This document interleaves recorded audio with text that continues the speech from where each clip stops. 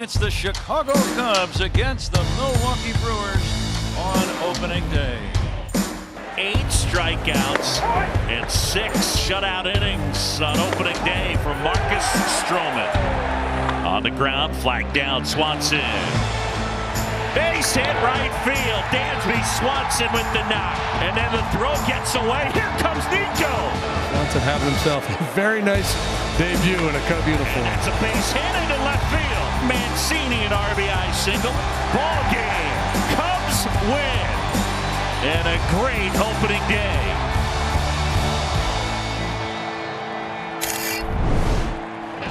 Welcome to Cubs baseball here on Marquee Sports Network. Game 2, Cubs Brewers from Wrigley Field. Oh, yeah, they're lining up. Cold day outside the friendly confines. Heck, and inside the friendly confines. But they're dancing. Don't want to go home with those two. House divided. Be nice to each other. Welcome into the broadcast booth, everybody. John Sciambi, Joe Girardi, and Jim DeShays. What a great opener. On Thursday, the Cubs will try and make it 2 in a row, and the guy that really fueled that opening day win, besides Marcus Stroman, was Dansby Swanson. Every free agent who signs a long-term deal wants to get off to a good start. Every player wants to get off to a good start. After going 0 for 8 his last 2 opening days, he went 3 for 4 with an RBI, scored a run, and he also lined out to center field to start his game. He looked really good at the plate after having a tough spring training. Spring training doesn't mean anything for veterans, and he really made a difference. And then you look at the defense. 12 ground ball outs. You see Patrick Wisdom go to his left, make a good play. Good communication here between Stroh. Get it out. Slick play by Dansby Swanson going to his right, slot popping up. And this is a big double play in the 3rd inning to get out of the jam that Stroman was in. Bases loaded, 1 out. And then the Cubs went on to score 4 runs in the bottom of the 3rd. And that was the day. Yeah, the Cubs had their work cut out for them on opening day, facing Corbin Burns, but they handled him. And again today, going up against Brandon Woodruff. More on him in a second. But first, Jim DeShays, when you look at Justin Steele and the job he did last year, especially down the stretch. It was abbreviated in the second half, but he was really good. Yeah, breakout year for him in many ways. Justin Steele, who's been in this Cub organization a long time now, really stepped up last year. After the All-Star break, he made 7 starts. They shut him down at the end of August, so he didn't pitch at all in September. But during those 7 starts, he was lights out. 36 2/3 in ERA, below 1, 47 punches against just 13 walks, a strikeout rate a little under 31%. So we got a battle of Mississippians here today with big Brandon Woodruff going up against Justin Steele. We've seen a lot of Woodruff over the years. Those 14 starts for him against the Cubs represent the most for him against any club. And Justin Steele last year made 24 starts, 6 of them against this Brewer team. So there won't be any real secrets for the hitters up against these 2 pitchers today. Yeah, no question about it. So chilly, wind should be a factor. One of the things we'll contemplate, how will the offense continue? The fellas in the studio, Cole.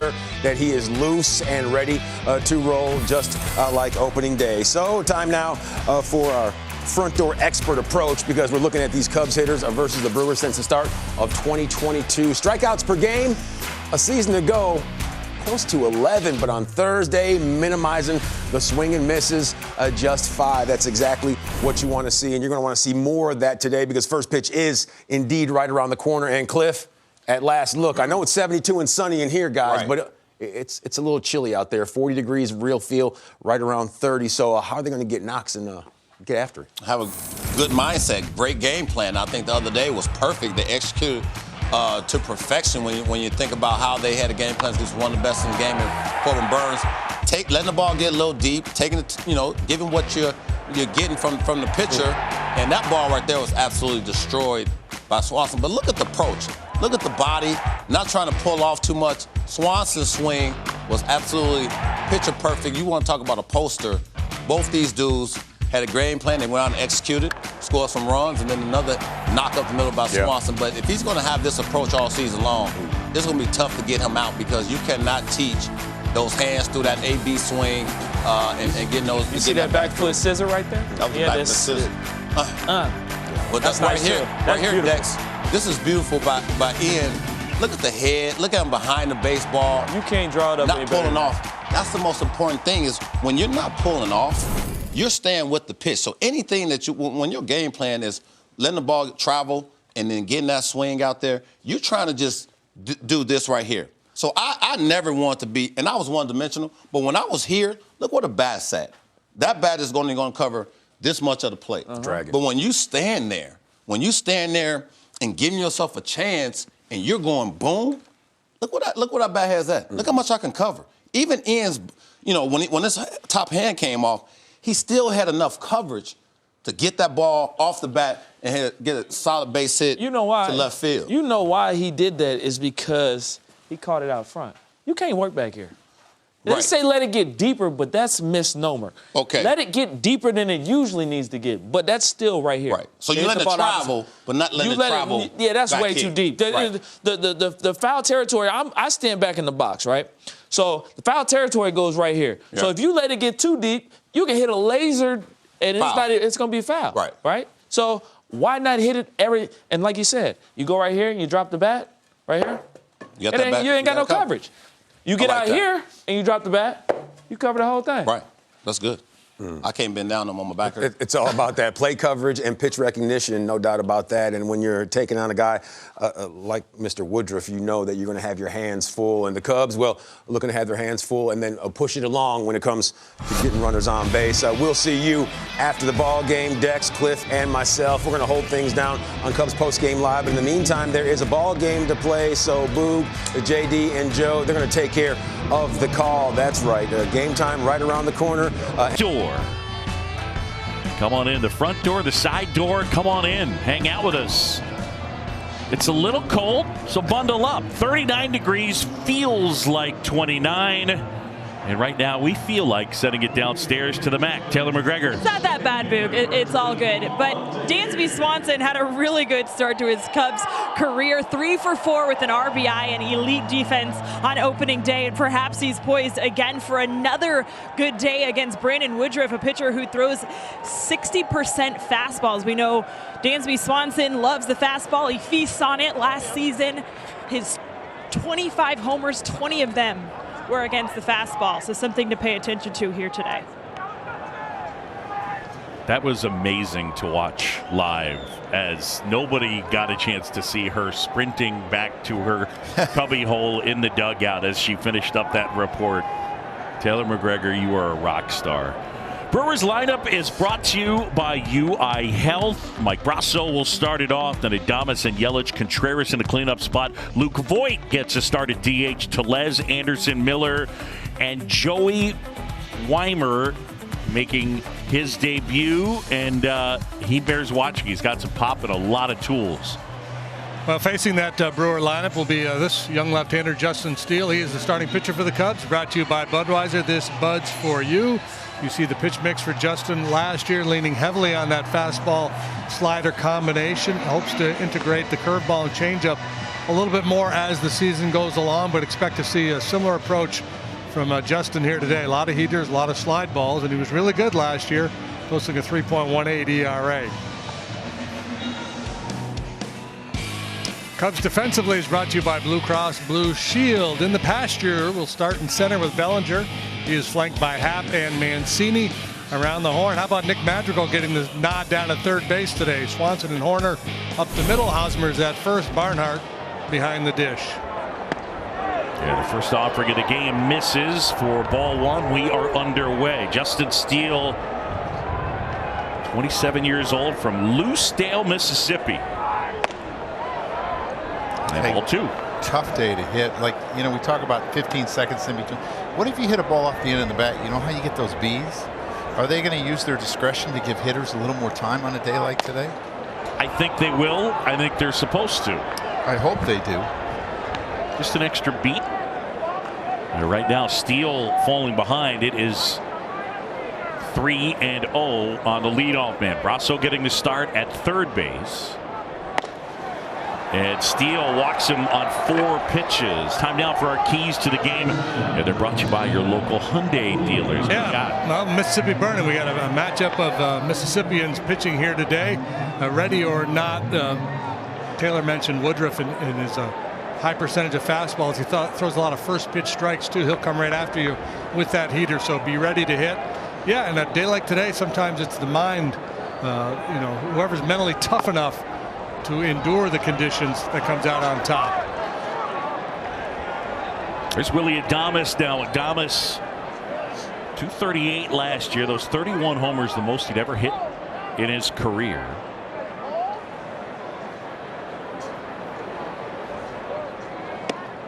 And there's a strike from Justin Steele. Judy, I like that. 5 straight balls with his fastball, and Tucker called it a breaking ball. You know, sometimes you got to get guys to settle down a little bit. And sometimes a breaking ball will take that, help a pitcher do that. Yeah, just made another good pitch there. Got squeezed a little bit, perhaps a little bit low, but it was on the plate. Yeah, sometimes the mechanical adjustment you have to make to throw the breaking ball will get you back into that good release point for the fastball. Bounce towards third, but foul past Jason Lane, the Brewers' third base coach. Nick Madrigal retrieves it, and Adames with a count even 2-2. I always thought there was a pitch that got a pitcher back to his mechanics. Did you have one? Like that got you back on track? Probably the changeup, maybe. Make you stay over the rubber longer? Yeah.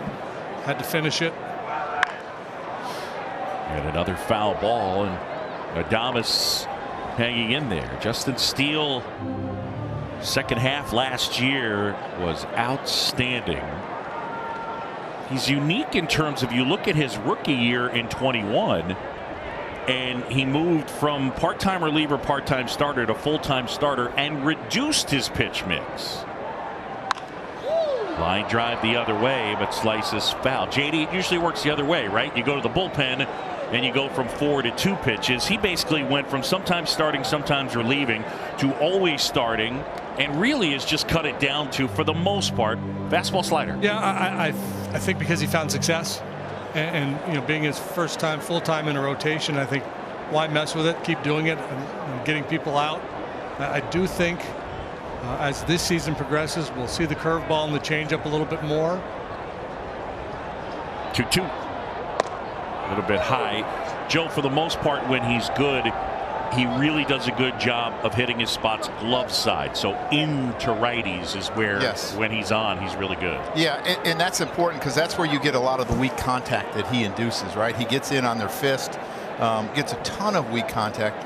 3.9 barrel percentage last year. Swing and a miss, struck him out. And he gets rid of Willie Adames. He has that nice combination that we talk about a lot, the ability to strike people out, and when it's in play, a lot of times it's on the ground.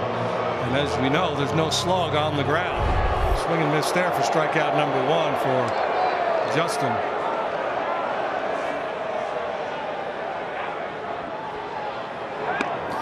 And just to give you an idea, that 3.9% barrel rate. In the year that Corbin Burns won the Cy Young, it was 3.1. Last year, Corbin Burns was 5.7. That just shows you how effective he is when they put the ball in play. Yeah, the barrel is basically the combo of exit, velo, and then launch angle. So the best way to sum up Justin Steele, when they do hit it hard, they never hit it hard and in the air. Good stop by Barnhart. Statcast has come up with another thing you're keeping track of. In the last 3 years, Tucker Barnhart's been one of the better blocking catchers in the game. 5th overall. I mean, and I did that little demo with him. Like, I think he's a spot-on blocker. The way he tries to use his shoulders and his lower body to bring it back towards home plate, because runners have a hard time. And a base hit laced out into left center field.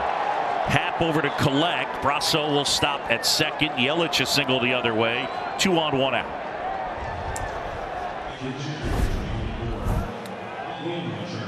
See, this is just a fastball that's up in the zone, and Yelich just hits it the other way. I mean, he stays tight. You see the tight, the flat swing through the zone. He gets behind the baseball.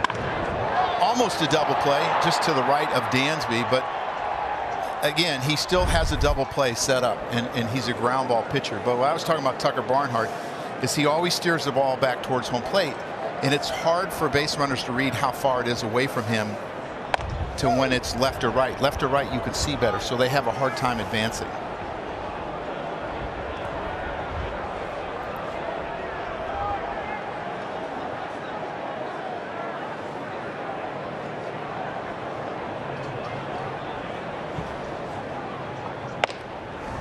to Contreras, and it's 2-0. Two starts I always worry about for pitchers. First one, being overamped, and the one after the break. You're not sure how much they did, or they're in their normal routine, or it's extra rest. It seems like Justin's a little amped here. Fastball's been up most of the day, and he's missing away to right-handers. Hit hard, short, hot. They get one. They get two. Dansby to Nico to Hosmer. And there's that defense. Steele gets out of the jam. No score. Cubs coming up to hit against Brandon Woodruff. Let's take a look at the Cubs lineup. It's brought to you by Benny's Beverage Depot. If you can't find it at Benny's, probably not worth drinking. Horner, Swanson, and Happ are the top three. Then Bellinger and Mancini. Rios will make his Cub debut. Hosmer, Madrigal, his season debut. And we mentioned Tucker Barnhart getting a chance to catch for the first time. And our starting pitcher brought to you by Budweiser. This Bud's for you, JD. That big right-hander Brandon Woodruff, one of the better fastballs in the game. He'll light up the radar gun, averaging 96 miles per hour. He's got a great changeup as well, and you see he makes pretty good use of his curveball and slider.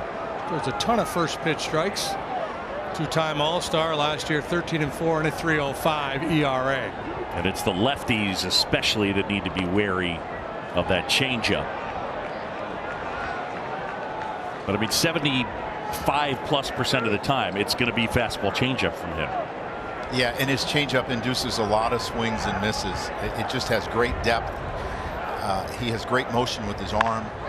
On the ground to the hole, sliding stop Adames, long throw in time. That's a nice play, getting a fast runner. Willy Adames, 1 out.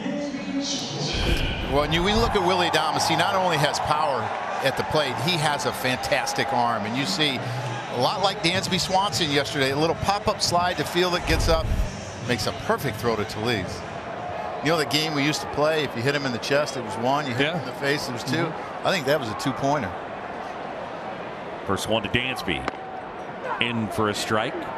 See Woodruff touching 97 with that last fastball. Taylor McGregor touched on this matchup being an interesting one. Is Woodruff a guy that throws a ton of fastballs, and Dansby a guy that hits fastballs? Yeah, he's had success off him. 3 for 10 with a home run and only struck out 1 time. Right? You think about all the strikeouts that he has, and look at Dansby loves that fastball, boy.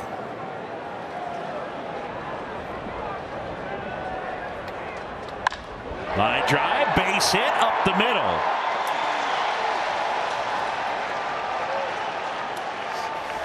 He's got 4 hits already. Let's go back to some defense, JD. Yeah, we'll take a look at the double play, and it's brought to you by Elgin Hyundai, home of the 20-year, 200,000-mile warranty on every new car.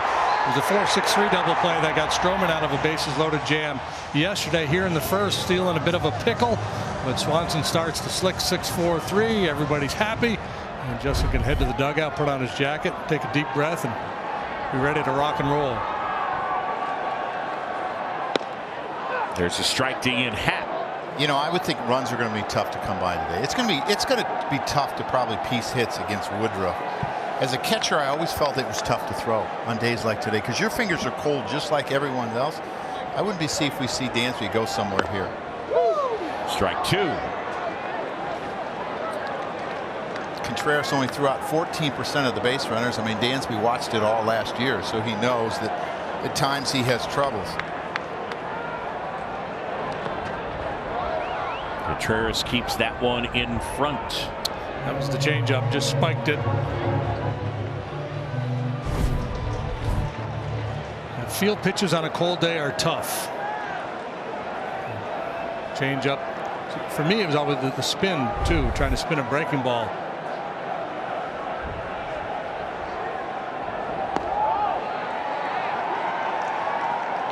Good look by Happ right there. Ian has always had a really good idea of the strike zone. Happy about the sun. Yeah, I think so. Just came out. Go. Got 1 degree warmer. Yep. And Woodruff gets him. There's 2 away. Brewers defensively is brought to you by Ford. Here's how Craig Counsell lines him up today. Debut in center for Weimer. He is flanked by Yelich in left. Brian Anderson, the former Marlin, gets right. Rousseau, Adames, Miller, Tellez around the horn, and Contreras is the hind catcher this afternoon. Pitch in for a strike to Bellinger.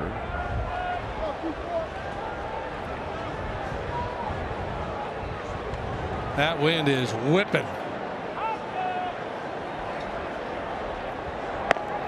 I tell you what, it has to be tough. The fly balls that are in between the infield and outfield today, and who's going to catch them. I mean, you really have to pay attention, because wind a lot of times at ballparks swirls, where it might be blowing out where you think to right.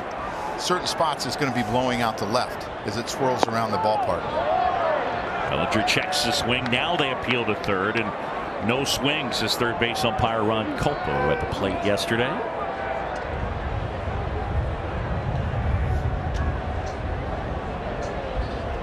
Two and one on Cody Bellinger. I don't know whether you'd say it's a symptom or a cause. I think ultimately it could be both. But when you look at Cody Bellinger in his MVP season, his walk rate was 14.4%, and it's been on a sort of downward decline.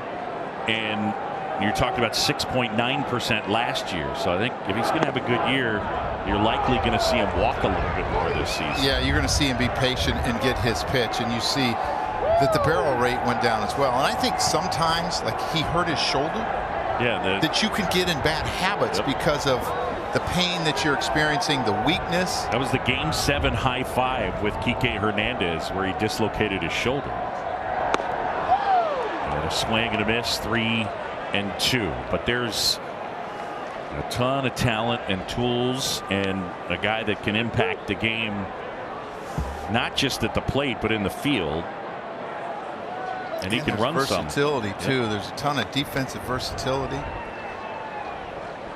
Man at first. And a swing and a miss. Woodruff punches out Happ and Bellinger after allowing the single to Swanson. End of one, and there's no score at Wrigley. Right field this afternoon, we'll see an assortment of guys out there in right field while Seiya Suzuki continues his rehab back. Speaking of which, as he deals with that oblique injury, he continues to build up and is expected to get some at-bats in an extended spring training game soon. So that is good news. Also, Kyle Hendricks, who's still recovering from the shoulder injury he suffered last season. He threw a bullpen yesterday, and the hope is to get him a live bullpen quite soon. So good news there as well. And then Brandon Hughes, the third guy who began the season on the injured list, his injury, left knee inflammation. Will throw a BP tomorrow. So there you go. Some guys that could be impacting things. I mean, you say sooner rather than later. I mean, I think for Seiya Suzuki, sometime middle of this month is certainly a possibility, and then a month from then, probably around for Kyle Hendricks. Other guys in terms of injuries that could impact Cody Hoyer at some point during the year. Yeah, and I think the big thing is everyone's going in the right direction, right? You don't want setbacks. You don't want to rush them, because you don't want setbacks, because then you have to add a lot more time to the injury. 2-2. We're going to see some big swings today out of Luke Voigt. And Weimer as well. Both of them have big hats. Luke Voigt will strike out, but he's going to hit a lot of home runs. Had a lot of success with the Yankees. Steele gets some swinging. Voigt is gone. Second for Justin Steele. One away. Climbs the ladder with a fastball. A little cutting action on his fastball. You see it moving in towards the hands of Voigt. Just a little late to the party, the big fella. Looks at his hand and like, you let me down. Hand came off the bat a little bit sooner than maybe he wanted. Conditions are challenging here at Wrigley Field for defenders, for hitters, for broadcasters. How's your iPad, JD? It's good. All in one piece. It's a second career electronic drop for me. I had my laptop fell out of the booth a few years back, and when we were doing our open, somehow my iPad blew out of the booth. Not a scratch on it. That's amazing, right? Yeah. I mean, there's some commercial endorsements either for the iPad or the case. One of them. His belly's got the hand warmer in that back pocket. And there, back-to-back strikeouts Tellez frozen, 2 away. A little wobbly in the first, right, with the command, but here in the second, pretty much locked in. Slider catches the inside corner, back-to-back punch-outs for Justin. Again, no secrets, right? They know him. They saw him a bunch. 6 starts for Justin against the Brewers last year.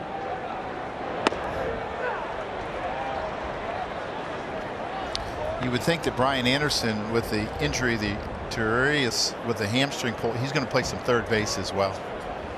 And they'll put some of those young outfielders out in the outfield. He's going to get more playing time.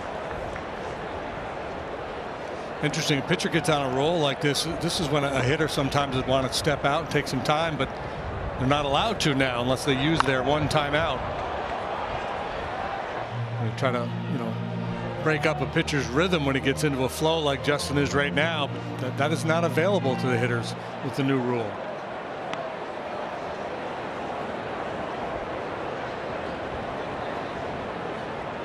Going to 2 outs. The pitch.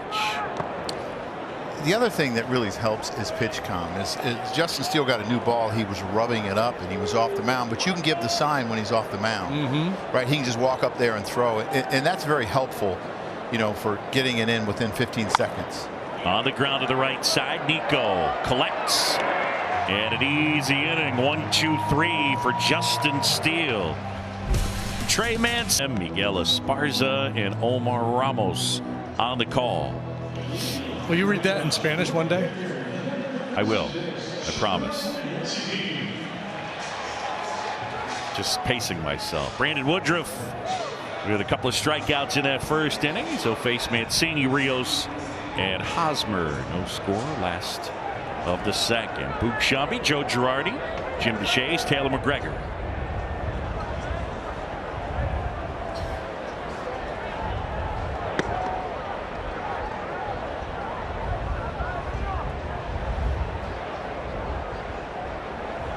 Trey Mancini, Cubs signed him to a 2-year deal.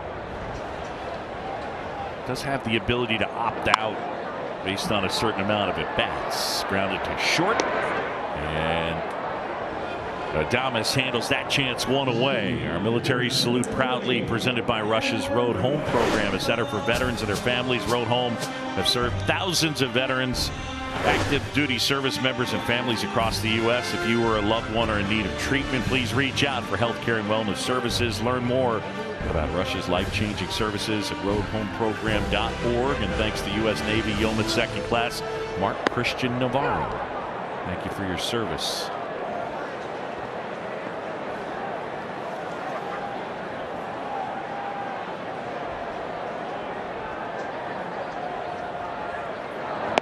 Tell you, this is a guy, Cubs last year at times had trouble knocking the ball out of the park. They needed to add some slug. Rios is a guy with potential to help in that department. There were games in LA where he hit 4th, and it's a guy that hasn't got consistent playing time over the last 4 years in the big leagues. He did last May, and he was fantastic. 262 with almost a 900 OPS. So if he gets consistent at bats, he can do a lot of damage. Foul it out of play. He's got 20 career homers and 291 career plate appearances. Yeah, I mean that's big damage. Big damage. Led the club with the 4 long balls in spring training. And Woodruff. That's part of the get him there. This season, fans in Illinois can purchase Cubs Charities 50/50 raffle tickets starting at 11 a.m. through the end of each game at Cubs.com/raffle, or from a raffle ambassador here at Wrigley Field through the 8th inning. You'll see them strolling about, usually wearing yellow.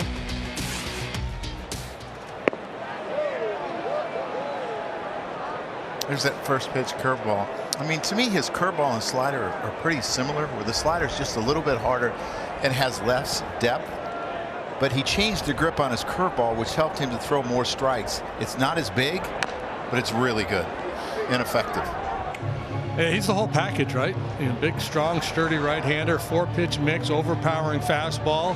Doesn't walk people. Gets a lot of strikeouts, as you see. 4th last year in terms of strikeout rate. You think those two guys talk about whose strikeout rate is higher? Just missed to Hosmer. I guarantee the front office talks a lot about how they're going to pay these guys going forward. They'll both be free agents in a couple of seasons. Woodruff, an 11th round pick in 2014 out of Mississippi State. Big guy, 6'4", 244. Been an all-star a couple of times. The other thing with him, the velo's gone up. When he debuted in 2017, his average four-seam fastball was a shade over 94, and now it sits a shade over 96. This is trouble. Corey Blazer. Wow. It's amazing the relationship that catchers and umpires have when that happens. How quickly Contreras turned around, grabbed him.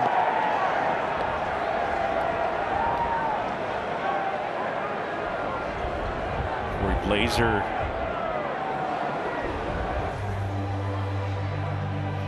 Just checking to make sure he's all right. But you saw William Contreras immediately turn around, and now Culpa comes in, as does Carlos Torres, Jansen Visconti. You see this foul tip. It looks like it hits off the left side right in front of the eye. I always thought the worst place to get hit was like in the chin, like if you were a boxer. But that's 96, 97 miles an hour. I mean, that's basically straight to the face. Sometimes umpires will try to finish the inning, and then all of a sudden they'll start to feel woozy or a little sick to their stomach. And a day like today, you know, it's tough. Appears to be all right. Give him a little more time to make sure.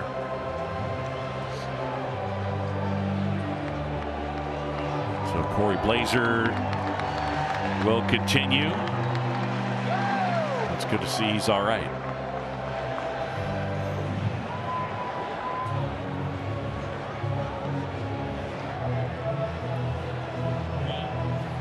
Uh-oh, what we got here? Maybe he forgot to count. Ball and 2 strikes. So after the visit from Neil Ramp, Hosmer back in.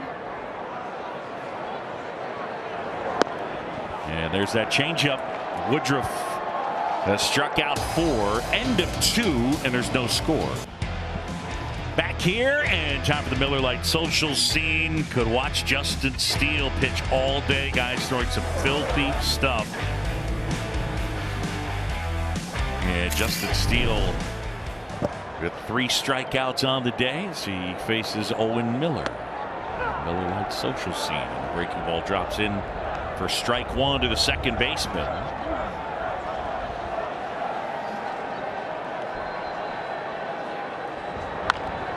Little dribbler, first base side of the mound. Steele gets over. Hosmer. Did he hold on? Nice play. So the Gold Glover over there, Craig Counsell saying, hang on, might want to look at it. Hosmer's won it 4 times and is very strong in terms of not just with the glove, but with the arm. They're not going to look at it. This is tremendous instinct by Hosmer. He knows that Nico's not going to have time to get to it. Justin Steele does a good job of getting over. Always tougher for left-handers because they fall off towards third base. This is why you do all the PFPs in spring training. Yeah. Hosmer had a great read on that ball, and that's why he was a Gold Glover so many times. I mean, here it is again. But this is really all about the pitcher. Yeah. I mean, let's face it. I mean, look at the finish, the dismount, the backward somersault. Kidding me? JD, what happens if you do that? Oh yeah, I would have missed the base. Oh, It's a bigger base now. It's easier to find. So here is Joey Wiemer making his major league debut, and he dunks that one into right field, and that's his first major league hit. Mancini will pick it up, and Wiemer, the Michigan native, with his first big league hit, and they want that baseball. You know what's amazing? They were talking about how powerful he was, right? You know, they call him Paul Bunyan because it's like he's swinging an axe and he swings hard, and this ball gets in on him. He's never seen Justin Steele. This ball gets in on him. He flares it to right, has that spin where it goes and hits the wall. Just got here, base hit. It's not that easy. Their number 3, number 4, and number 5 prospects are all on their team. Yeah, and they're all young. I mean, he was drafted out of the University of Cincinnati in 2020. I mean, he's here quick. And Luis Urias strained a hamstring yesterday, had to go to the IL, and that's what brought Weimer to the big leagues. Rewind for a second. I thought it was interesting.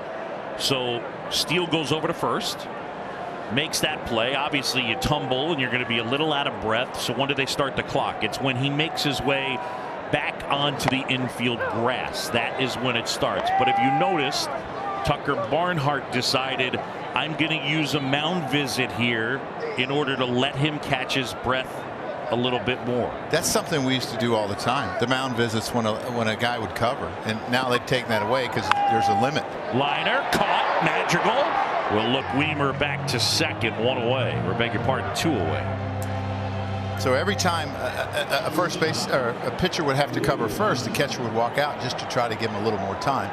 And there were certain guys that you walked out more, but you just wanted him to catch their breath. Can't do that now with the 5 mound visits. Yeah, and you know, the commissioner said, and other folks at MLB, you know, these rules are, they're not going to go away, but they are willing to make some tweaks as we work our way through the season. So that might be something they revisit. And instead of starting the clock when he's on the infield grass, maybe we don't start until he's back on the dirt.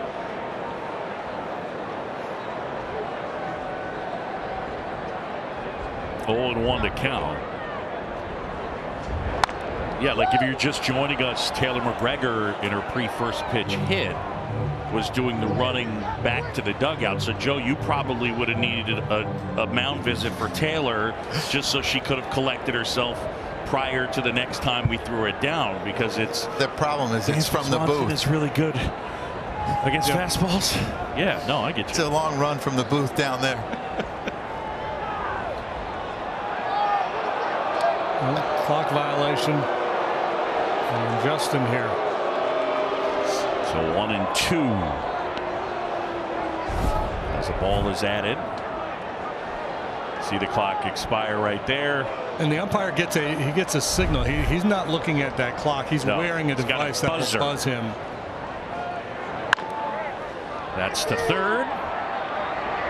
Madrigal handles, and some nifty defense. Hosmer and Steele.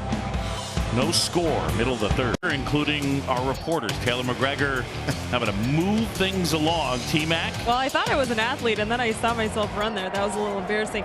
But what I've learned about myself as a broadcaster and as a fan now watching this game is I'm not really watching the pitch clock. And so I was curious in the clubhouse going around asking different guys if they watched it. And I thought it was interesting. David Ross said he didn't watch it at all. He said, I have so many other things that I'm worrying about that I'm not even paying attention to the pitch clock. Even Jan Gomes, as a catcher, said he barely watched it. Now, no surprise, Marcus Stroman said he couldn't take his eyes off of it. He's even in the windup, and he said, I'm watching it in my peripheral vision. And then the hitters as well, talking with Ian Happ, he said, I definitely notice it, and I'm paying attention to it. Not all the time, probably not as much as a pitcher, but I thought that was interesting. And guys, I'm curious from your perspective, how much are you watching it? I feel similar in terms of it's not my focal point. Initially, when we were doing games, I was looking at it a lot more, and now when there's a stoppage, it's kind of like, oh. Yeah, you have to see whose fault it was, right? Yeah, I think as a manager, I probably would have watched it for about a week and then just got really used to the timing of it. But you do want to watch everything. You want to watch where your infielders, your outfielders, everybody's at. You know, what your catcher's doing back there. Are they moving too quick? You know, so I think for a week you'd watch it to make sure your pitchers were on point, and then after that, I think I would have ignored it. 1-2 as Barnhart. He licked his fingers. Let's see here.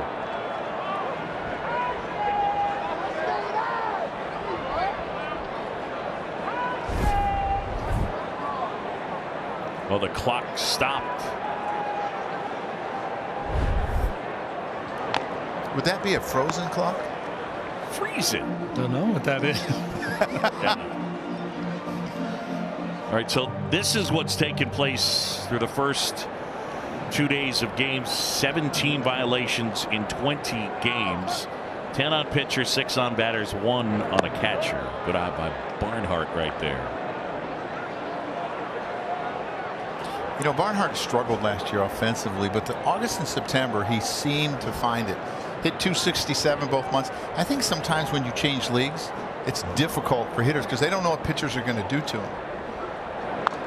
He also did, you know, that tap dance. Remember, in 2021, he stopped switch hitting and hit only left-handed. And then last year, he decided he was going to go back to switch hitting, at least in part to like kind of reestablish some more offensive value as a catcher. And now he's gone back to exclusively hitting left-handed. I remember going back to the play then when I was with Philly to Cincy, and I'm like, is he a switch hitter or not? That, you know, listing him as both is, you know, what's he doing? But he's got to do what he feels comfortable. This is a good at bat here. No doubt.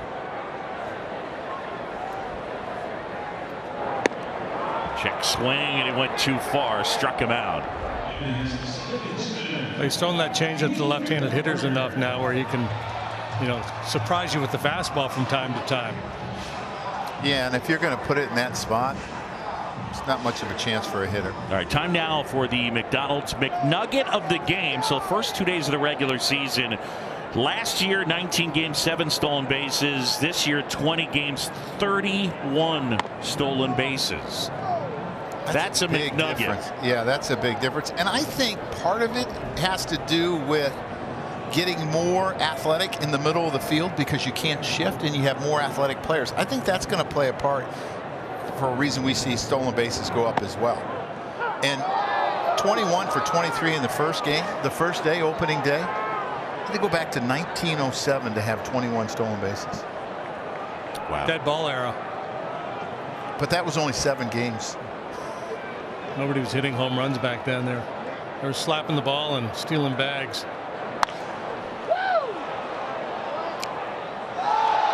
All right, we've talked a lot about the pitch clock, the disengagement rule where the pitcher's only allowed with a man on base to step off twice without risking penalty. I mean, that's going to create a lot more opportunities to run. The bases are bigger, so they're a little bit closer.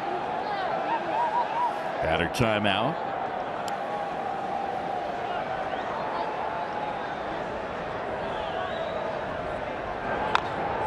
Well, he's executing, isn't he?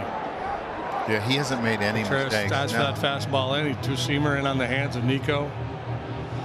You know, it's 96 and it's kind of effortless. It's easy cheese is what he features. You like that word cheese, Yeah. I've noticed. Easy cheese. It comes in a can. It's good on crackers. Going out is Miller and able to make the catch. Nico pops out and the Cubs go 1-2. There's our left field robo-cam. Get a little better look at balls that get hit into that corner and some really good looks at fair or foul down that line. Yelich scoops it foul. So continue our.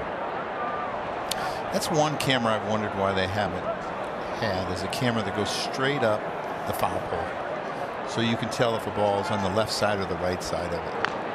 Well, to me, I've made this point. I think that the league should pay to install in every ballpark a locked off camera that goes behind home plate, down the left field line, off the pole, down the left field line, off the plate, behind, down the right field line, and then the same way, so that you can get a much better idea of fair or foul. Yeah, the league should pay for it. I agree. And this is a nasty slider right here. I mean, this is no chancer, right? But here's our new camera. I mean, that's just beautiful right to Barnhart. But when it gets high, really high down the lines, it's really hard to tell if it's fair or foul. Sure. And sometimes I don't even know why they replay it, because I don't even know if you can tell.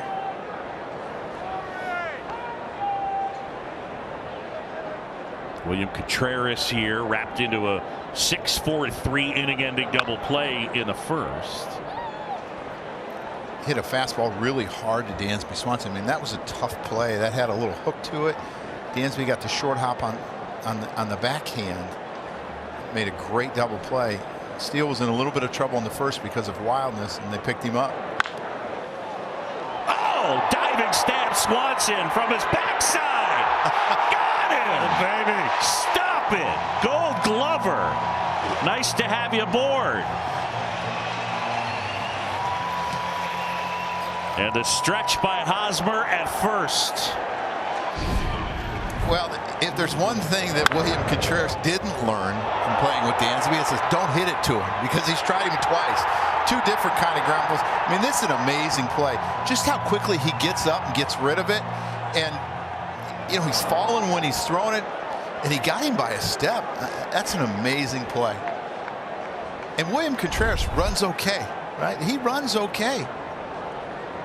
What a play by Dansby Swanson. It led all shortstops an ounce above average. Hey, how you doing? Got to get your feet back in the dirt, though.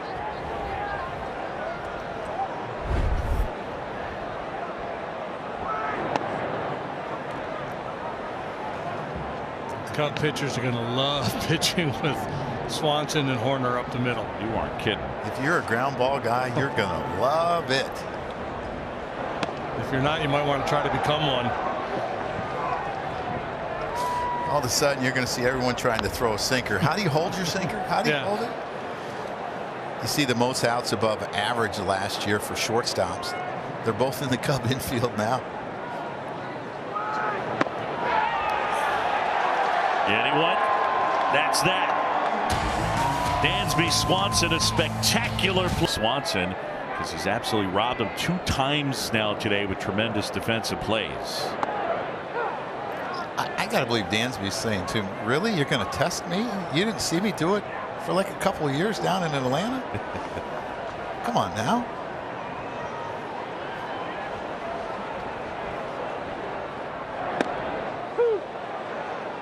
A little wrinkle right there to make it 0-2. Swanson, 29 years old. Cubs signed him to that 7-year deal.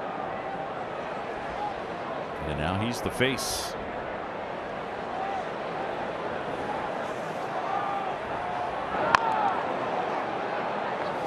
Let's send it downstairs to T-Mac. Well, I always find it interesting and funny the way that players react after a big play like that in the dugout. And Dansby didn't have a ton of time to react because he had to go out and be ready to take an at-bat. But Justin Steele and Nico Horner had a funny moment. They just looked at each other. That was sick.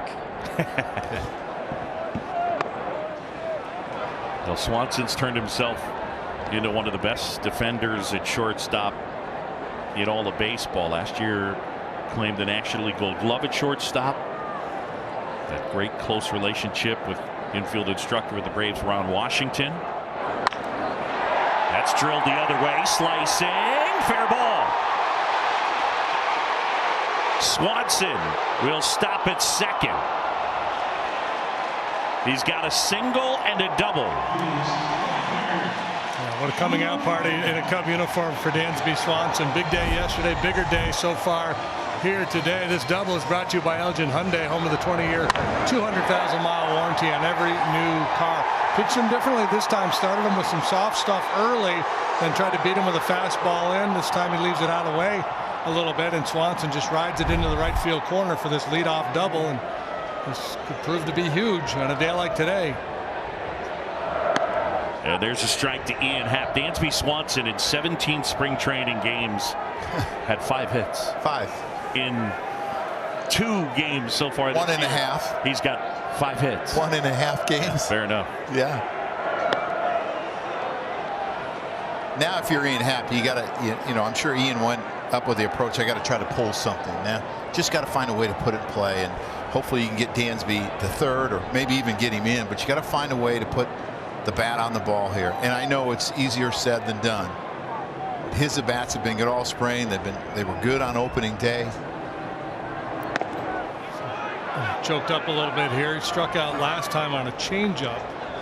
That is a plus offering for Woodruff. He gets a lot of swings and misses against the left-handed hitters. So, yeah, you just have to go into battle mode here if you're Ian. Spread out a little bit, use the hands.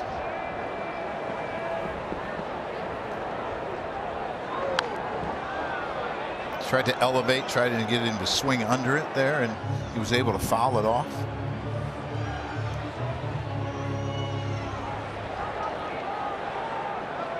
1-2 on Ian Happ with Swanson out there at second. And it's scoring position with nobody out. And Woodruff able to get him again. Right now is the best time to live well, and our team of primary care doctors is here to help you do just that. As your partner in convenient and exceptional care, we make it easier to live for what matters most. Advocate Healthcare.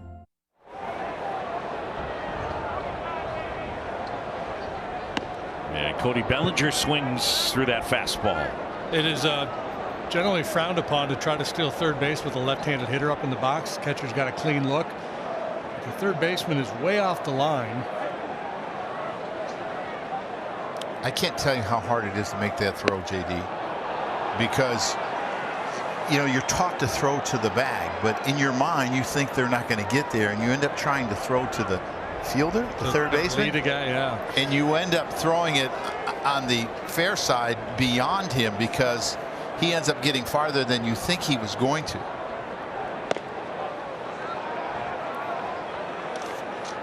Missed up and away. There's Brasso way off the line. Feeling for that hand warmer. Contreras pushing the buttons.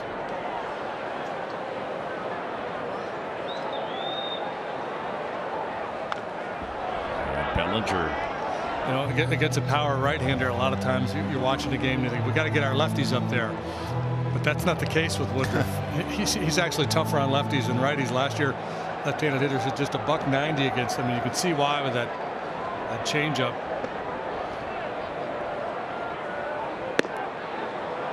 That's a great eye. I don't know how you don't swing at that. And he's pitched him up with fastballs. I mean, this is what, 2 inches off the plate?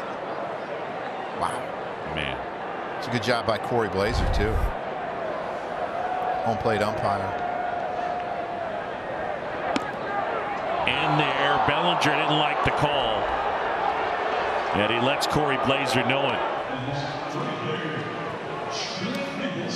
96 miles an hour after the changeup that just missed. He clips the inside corner, 96. That's just a nasty pitch.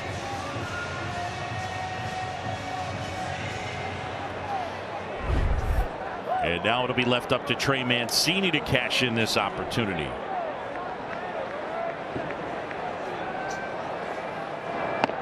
Those are the type of pitches that get, players or managers or coaches, the hitting coach yelling at the umpire because he missed his spot badly, right?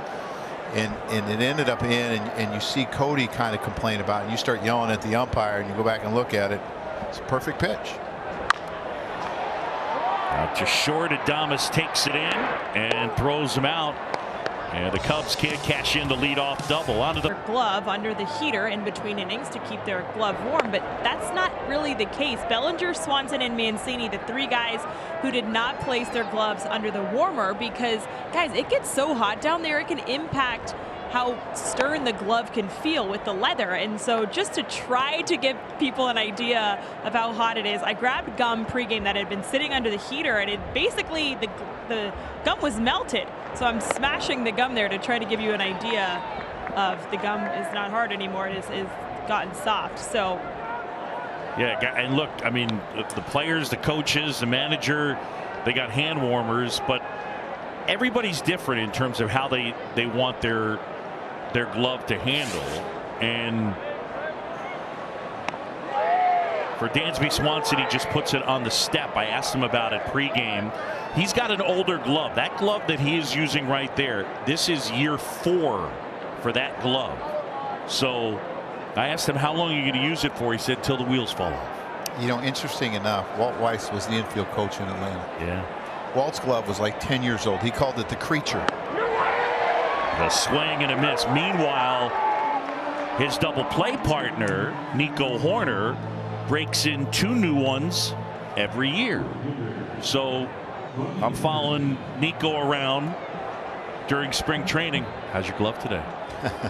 Glove getting better? You like your glove? Yeah. Still working on it. Still working on it. And on cold days, it feels stiff. It does when they're new. Well, how about this? So to Taylor's point, here's something that Nico told me.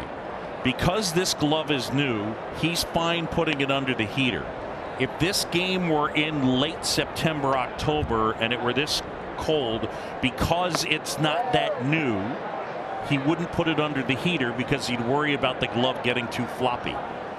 What month did you say that was? September, October. Okay, I hope in September it's not this cold, but I mean, it changes, and players are so particular about their gloves. You know, like I remember I didn't want anyone to put his hand on my glove, right? And I liked a stiffer glove because I felt it was easier when I was throwing, you know, on stolen bases to make the transfer, that it didn't go so deep into the pocket and I could get it quicker. Everyone's glove is different. And I would say that pitchers are probably the least connected to a glove. Yes or no? Yeah, oh, for sure. Yeah. We pretend we are, but it really doesn't matter. Yeah. Swanson on the backhand. So smooth out there. On Friday, April 21st, Cubs take on the Dodgers. First pitch 1:20, and the first 10,000 early arriving fans will receive a London Series luggage tag, pictured there. That's presented by American Airlines, Cubs.com/tickets. I had the pleasure of managing CC Sabathia for a number of years. He would use 4, 5, 6 gloves a year because he wanted his glove really stiff, so hitters couldn't see him squeeze it on his changeup. Interesting. He wasn't necessarily a Gold Glove fielder, so I don't think he was worried about fielding baseballs as much as not tipping his pitches. And now I see a lot of guys use little gloves, pitchers, which kind of surprises me a little bit. But I mean, I think Justin's glove is pretty small. And pitch clock violation. So 1-2.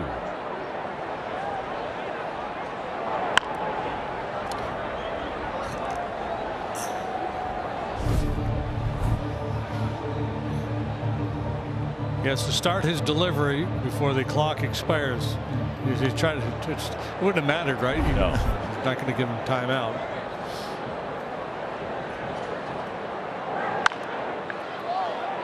Swanson spins, throws, Hosmer not able to dig it. And Miller is aboard. Should be an infield single.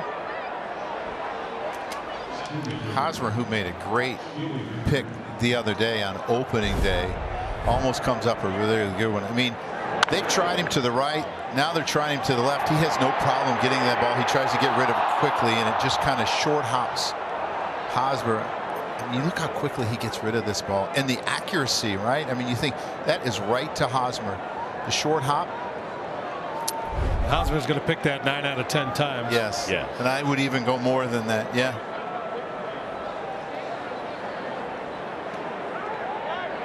What's the number between 9 and 10? 99 out of 100. Okay. All right.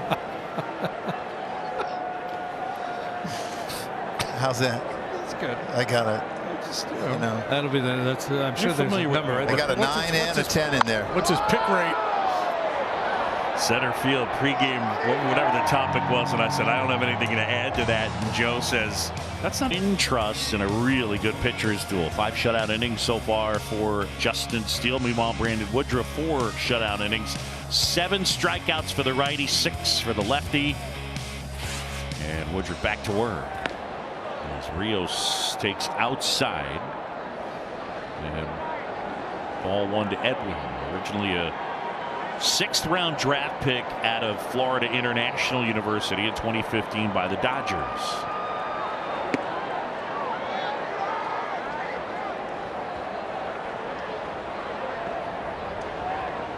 Probably the slowest fastball we've seen from him yet at 94. I mean, you hope as he goes on here, he starts to lose a little bit of this stuff that he's got today. That's in for a strike, 2-1.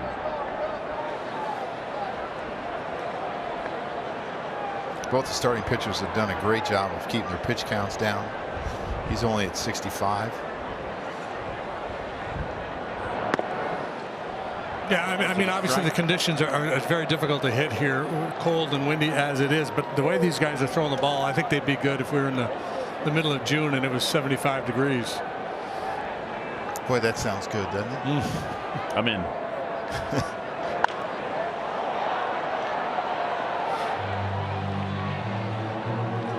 So if you're a fan today, are you trying to catch that ball?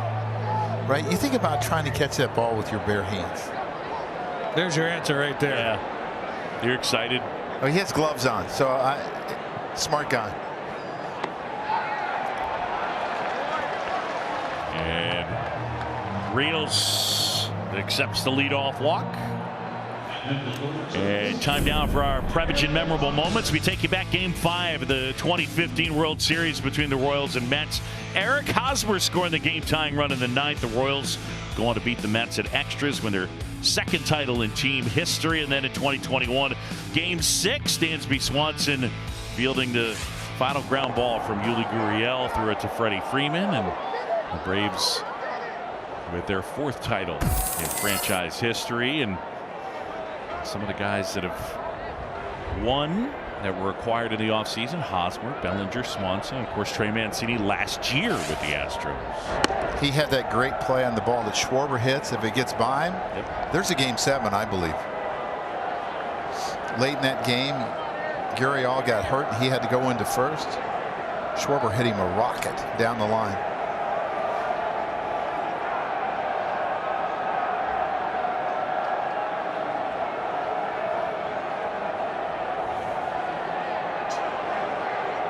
Corey Blazer is just going out.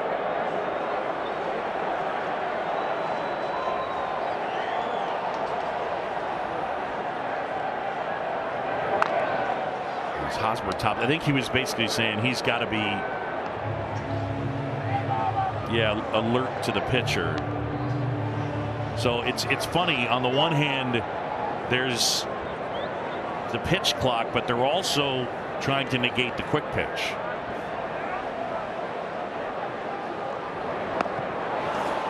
There's that changeup. Man, that is tough, especially for the lefties. Hosmer is gone, and there's one away. And Hosmer, a guy who does not fool easily, has struck out twice today, beaten by the Woodruff changeup.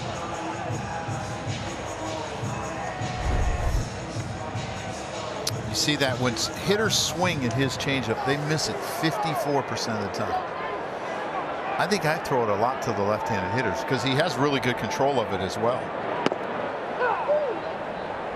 Yeah, the whiff rate is 54%. It's, I think, almost close to north of 60 against lefties. So that's really where he's able to carve people up. I like the idea by Madrigal because Brasso is not great on bunts. Through having to throw on the run and coming in. I mean, you think about that's a tough play for a third baseman, and when you're not out there every day, it's really tough to read. The grass is going to slow the ball down.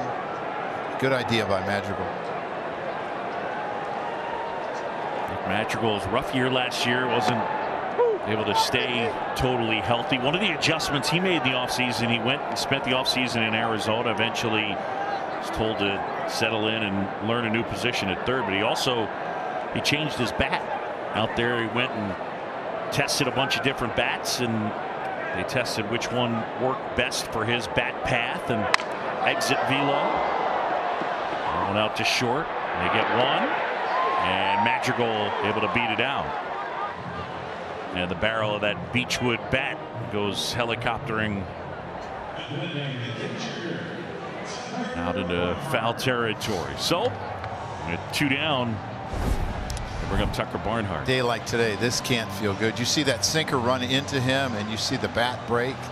I mean, that's the one thing with these new bats. You don't see that happen a lot. I think the cold weather has something to do with it. They've done a much better job of picking out what wood to use because it's dangerous for fans.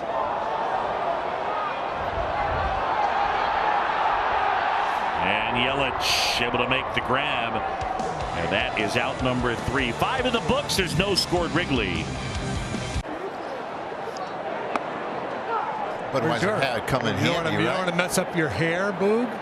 I don't know. I mean, I'll go put it on. I got one. All right. But it's not like I'm combing it every day. Swanson handles the chance. You said that with a lot of tone, JD. I don't want you to catch cold. I don't know if I've ever broadcast a game with a hat on and a headset. Yeah. Well, first for everything. And here we are.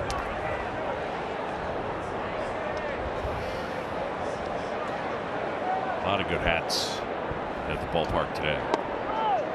First one missing to Adames. Willie Adames 0 for 2. Adames a dangerous hitter, but he has not been particularly good against left-handed pitching. I think that fly ball that Yelich caught to end the bottom half of the inning, I think that's the third put out by an outfielder in this series so far. I mean, there's been nothing to the outfield. Nothing. Not literally, but you know. Yeah. It's usually pretty hard to score runs when nothing goes in the outfield, right? You think about that. Well, again, that's something that Justin Steele does so well.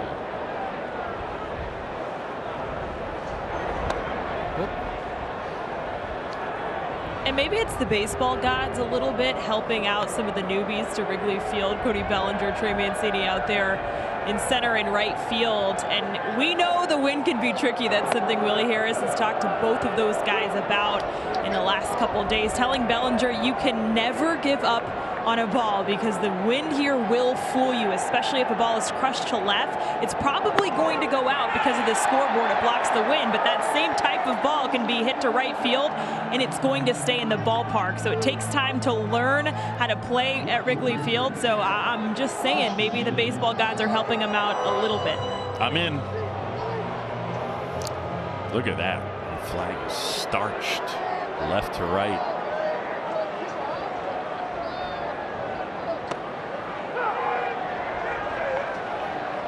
That's the tricky thing about wind. Depending on how high the ball is, the wind affects it in so many different ways as it swirls around in a ballpark.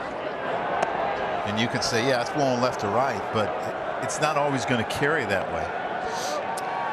Yeah, the height of the ball, obviously, it matters too, right? A real high fly ball versus kind of a medium height fly ball will behave differently. Yelich, to me, last time up looked like he was cheating. He was opening up that front side early, looking for either a mistake slider or a fastball in, something he could turn on. He's a guy, when you think about the shift, last year he hit the ball on the ground 59.1% of the time, but on pulled ground balls he hit 140. I mean, it's just, that's the thing. Left-hand hitters pulled ground balls. That's, to me, where the shift is really going. The shift restriction is going to impact things. So again, the highest ground ball rate going last year was Yelich, and now that you can't have all three guys to the right of second base, there are some hits available.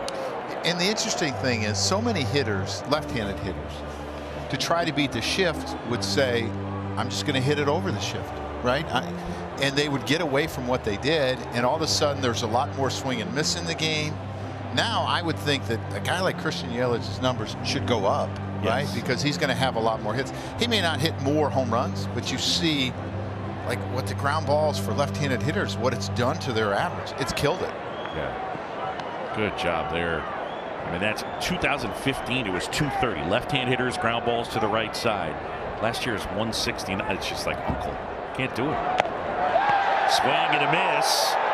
Doesn't much matter if you're getting that many strikeouts, right? Justin Steele is pushed out. Is on your side. That's right. On your side.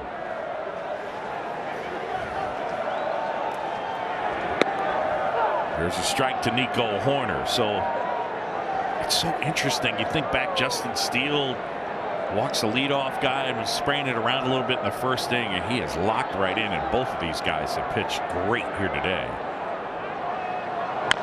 His first 5 pitches were balls, right? Yeah, he just, as Boog said, spraying it around and was able to make that adjustment, get that huge double play to get out of the jam, and took advantage of it. 0-2 on Nico Horner.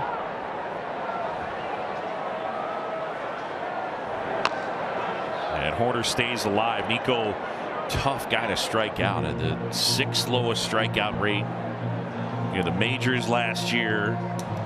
2nd lowest in the National League. Probably not fair to give those numbers out when it's 0-2 and Brandon Woodruff. Right?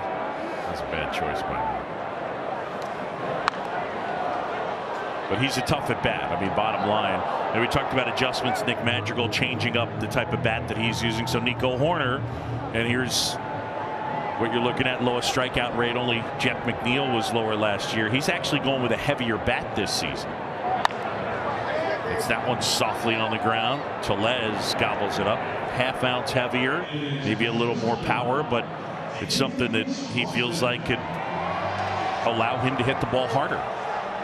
Yeah, I think hitters always make adjustments with at bats. They talk to other hitters. Sometimes they might change a model. As Madrigal, you know, he changed models. Sometimes when you're struggling, you'll just say, hey, give me your bat, right? It's hot. Paul O'Neill, they used to put eyes on his bat. When he was struggling, he'd put eyes on the bat. Maybe you get a little hit. Hitters superstitious about bats and just trying any way to get a base hit. Hasn't been a problem for this guy, though. No. Well, so far today, Dansby Swanson's 2 for 2. And everybody else 0 for 16 with 8 strikeouts. And again, they're dealing with one of the best pitchers in a game. I don't know how you measure this one, but when you talk about top pitchers in the sport, I don't feel like this guy's name comes up enough. Yeah, overshadowed by his teammate Burns a little bit, I think is what happens. But he's an ace. They have 2. They have co-aces. On the backhand, Adames. And Swanson retired for the first time today. 2020 through 2022, 70 starts and a 2.84 ERA for Brandon Woodruff. You know, last year he was on the IL with an ankle issue, and then they diagnosed him. He was having some trouble with blood flow in the right hand, the middle 3 fingers. He was diagnosed with Raynaud's syndrome, and when he finally came back from the IL, that's what he did the rest of the way. 18 starts and a 2.38 ERA. He finished with a flourish.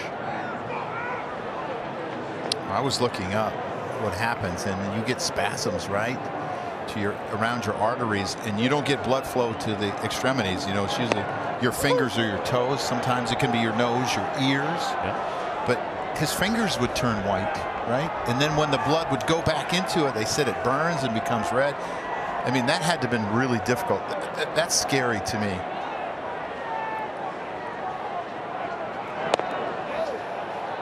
It seemed to have gotten it under control. It hasn't bothered him. It didn't bother him in the second half. It hasn't bothered him today. So that's really good for him, because you'd hate to see someone's career end because of that. I guess there's some form of rehab and medication that factors into helping him. Ian Happ 0 for 2 today. Yeah, striking out both times. Both times the put away pitch was the changeup. Strike 2 in this at bat was borderline low on a heater. So again, Ian finds himself in battle mode here against Woodruff. He has to be thinking about that changeup. The problem is you can be thinking about it and still not handle it. If he executes it right, it's a tough read out of the hand. Yeah, with the great movement, you're right. I mean, you're probably not going to hit it. The one that you're going to hit is the one that he leaves up. If he gets it down, you're not going to do much with it. Woodruff ready. Happ waits. And Ian spoils a tough one there. With a curveball there, so 3rd time through the order, Woodruff. And we saw this as the game moved along. He was real heavy fastball early on. Fastball changeup started to sprinkle in more curveballs and sliders as the game has moved along. And Happ spoils another one. So were you a guy that would try to get through a lineup the first time with only using 2 pitches? I didn't. I wasn't conscious of trying that. Now, whether my catcher kind of took me there, that's possible. I felt like I wasn't good enough. I needed all my pitches to compete from the start. I caught Kevin Tapani, and he always tried to get through the first time to a lineup with only his fastball changeup. Didn't want to introduce his breaking ball. so he could get through a lineup the third time. Brandon Woodruff's the kind of guy that could do that for sure. 9th pitch of the at bat coming here. 3-2 in the air, right field. Going back is Anderson near the wall. Gone. Ian Happ into the bleachers. 1-0 Cubs. That is a heck of an at bat. Wow.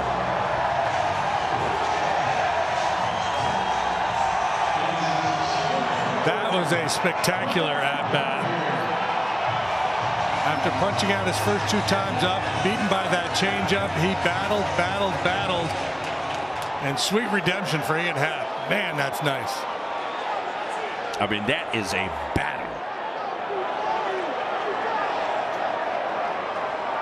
Spraying those changeups off to the left and then getting something. He was just able to deposit over that right field wall.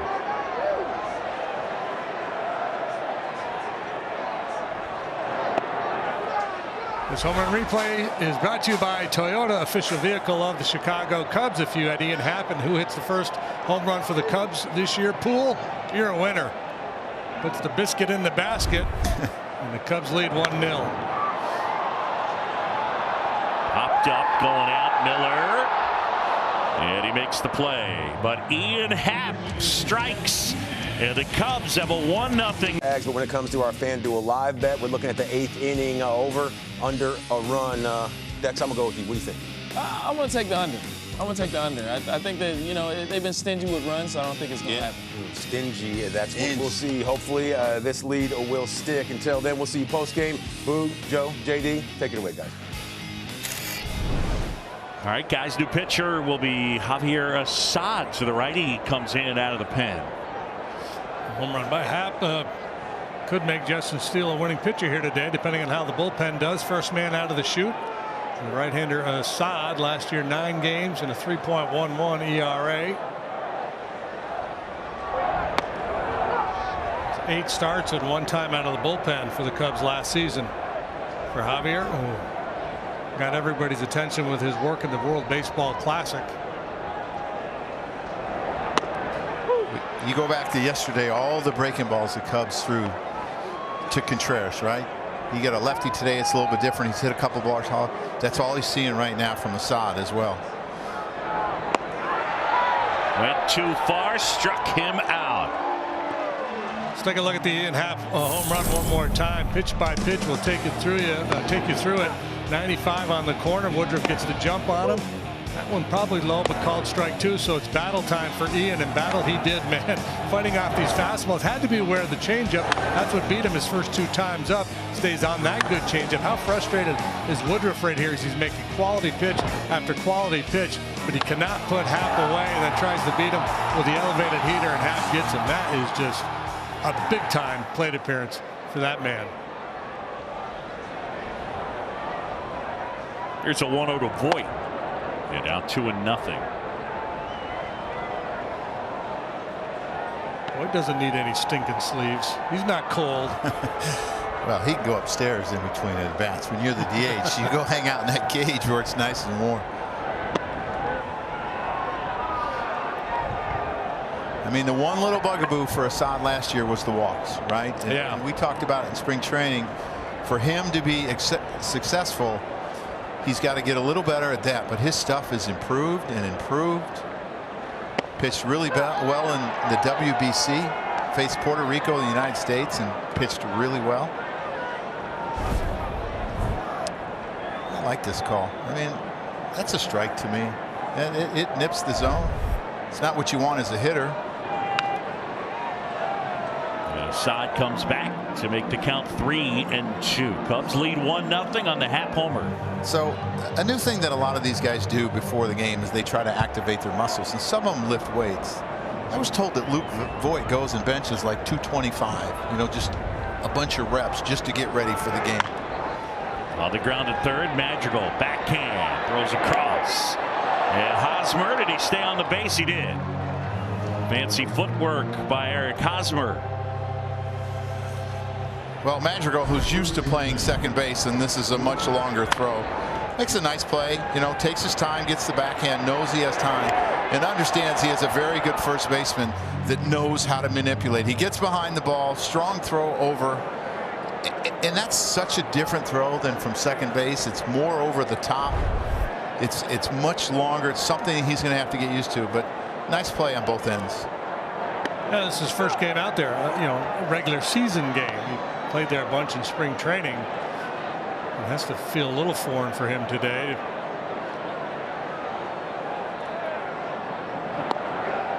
I think Madrigal's high school buddy, Rowdy Tellez, at the plate. Those two played together, playing for Dylan Carlson's dad. There's a lot of experience there.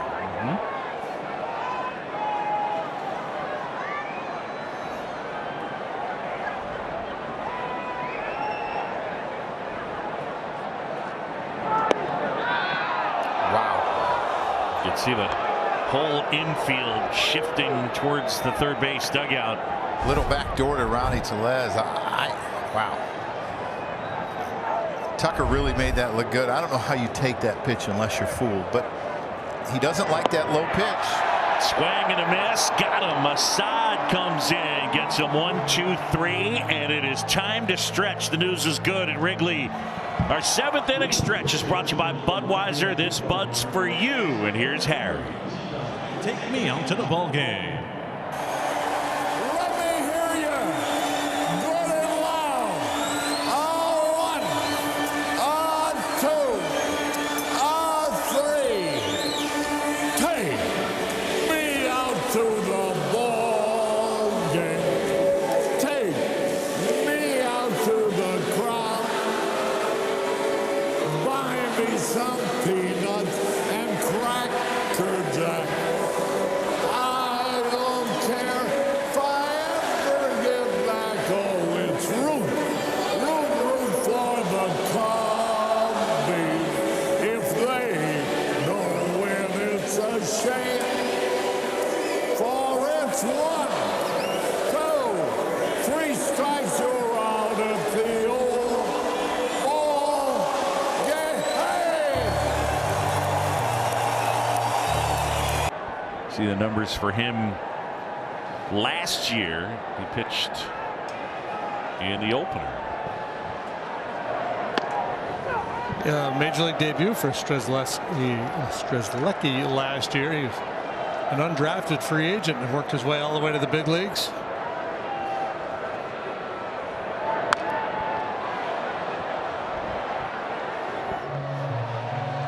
Get a lot of those guys. Boy, all right, Joe Girardi. I always like asking this one, and I don't know what the number is, but like they have Brasso and Strzelecki. If you were to say there are 800 major league players, of the guys that are draft eligible, what do you think the number of players who were draft eligible and are non-drafted free agents at the big league level are right now? So fastball up in the zone there. So you're talking about like a player from the Dominicans, non-drafted. Correct, right? Like, but he's not draft eligible. Oh, okay. Okay. So how many guys in the big leagues that are draft eligible are non-drafted free agents right now on rosters? 14. I think it might even be under 10. I have no idea. Yeah. We'll look at it. You'll check that out for me and give me an answer? Yeah, usually when you ask the question, actually, you know the answer. Yeah, I know.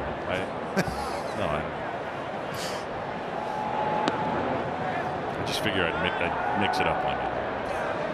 Actually, I like 14 as an answer. You know what? You would think, too, from this arm angle that lefties would hit him a lot better than righties. It's not the case. I mean, you see that changeup that he throws. It probably keeps the left-handers, kind of in check. But, I mean, whenever you face a side armor, and if it's a right-handed side armor, you'd say, go get him lefties. And if it was vice versa, you'd say, go get him righties because you see him so much. He's been really effective. Rio sloughs one out to center. Weimer makes the grab. We're constantly reminded here at Wrigley Field with the wind that if you hit a ball like that in the air, make sure you bust it down the line because you don't want to get embarrassed and end up on first base when you could have easily had second.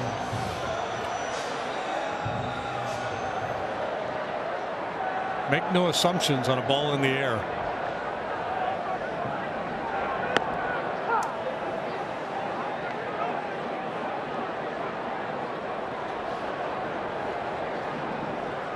Hosmer 0 for 2. Taking over as their primary first baseman. That was an issue last year. The Cubs were 27th as a team out of 30 in first base OPS. And Haas and his combo between the Padres and the Red Sox put together a solid year, an above league average year for big league first baseman. As Contreras checking on Blazer, got him in the hand. He's had a tough day. I mean, he's done a great job behind home plate. Ow.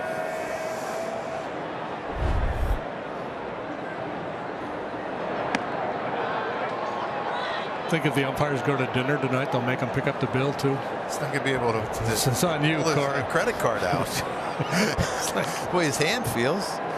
That's what I would do. I say, oh, my credit. I can't move my fingers. My wallet hand is injured. My wallet. You guys are treating tonight. And they're thinking he may not remember paying for dinner after that foul tip he took in the first inning.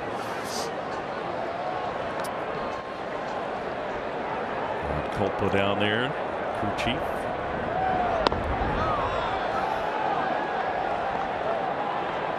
So 2-2 on Eric Hosmer. First round pick of the Royals way back in 08.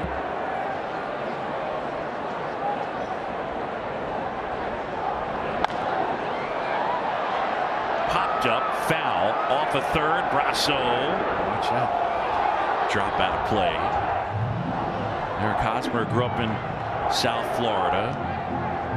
Mom and dad. Think they got many days like this? Yeah, he hasn't. He hasn't.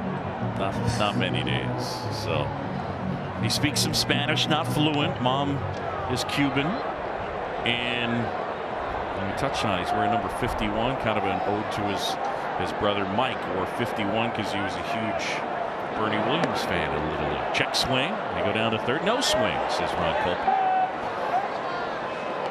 He's a guy with a reputation for impacting a clubhouse, being a leader. I think him and Rizzo had some good battles in high school as well. On the ground to first. Tellez will handle that. Hosmer retired. Strzelecki gets a 1-2-3. And so David Ross with a new right fielder. Hey, we got Brian Anderson and Brian Anderson. That's the Brewers announcer on the right. That's the Brewers third baseman on the left, who promptly laces one out into center field. Brian Anderson showed up at the hotel yesterday. That Brian Anderson, there he is, and they gave him the wrong hotel key. Chaos. That Brian Anderson was hitting in that event. I wish that Brian Anderson was hitting. Yeah, that's a good point.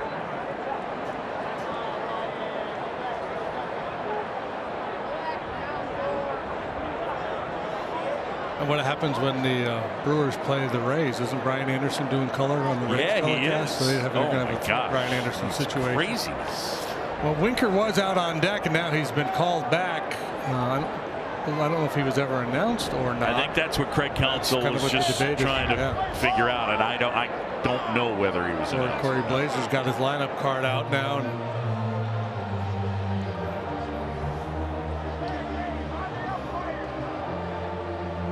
Looks like Mitchell, maybe, yeah. Well, but Winker's right behind him, so. With the Anderson reach, it changed Counsell's thinking.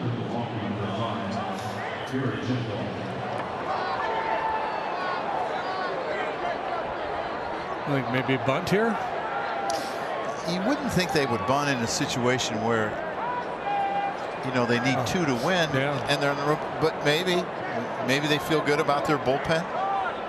Runs are going to be tough to score. Madrigal's thinking bunt. Horner's thinking bunt. He's in.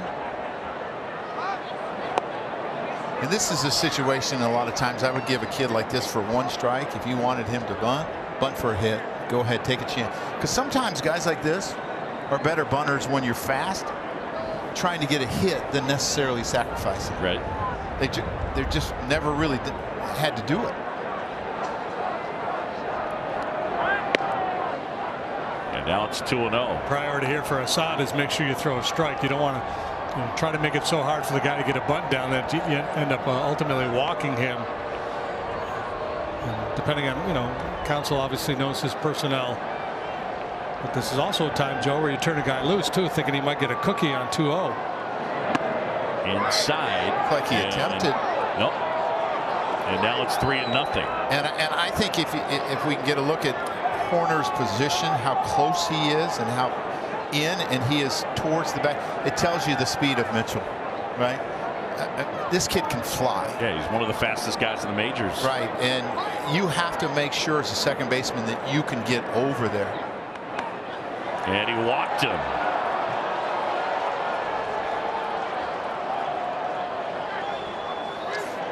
Tommy Hotovy out of the dugout. That's frustrating to watch from the dugout when the guy's trying to give himself up and your pitcher can't throw it over. Yeah, he's trying to give you an out. It's all quiet right now in the bullpen for the Cubs. So Tommy Hotovy will go out. Fulmer just getting up, picks up a baseball, says hi to Chris Young, and away they go.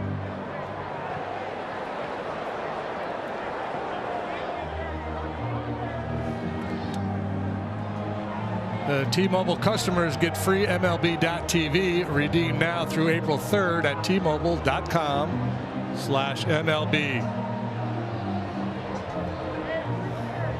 Jesse Winker, the former Red, was in the starting lineup on opening day and really struggled. He was an accomplished hitter coming off a rough year in Seattle where he was dealing with some significant injuries. Knee injury, but then he had a neck problem that led to him eventually having disc replacement surgery. Talked about how it was hard for him to turn his head towards the pitcher to see the baseball, and then you're fighting that front knee where you want to kind of lock out as you swing against your front side. Had to have been a tough combination. You think about how accomplished of a hitter he had been in Cincinnati. He was a career on base of 373, and just really struggled last year. Doesn't chase a lot. They got him to chase yesterday, but one of the lowest chase rates in all of baseball.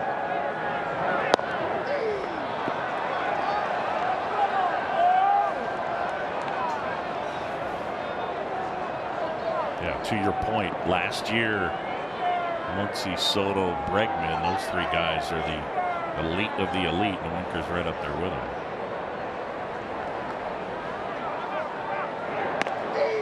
Assad having some trouble. So now it's 3-1. 2 on, nobody out. Cubs lead 1-0 on an Ian Happ solo homer. Mike Brasso in the on deck circle. Throw a good fastball down and away here.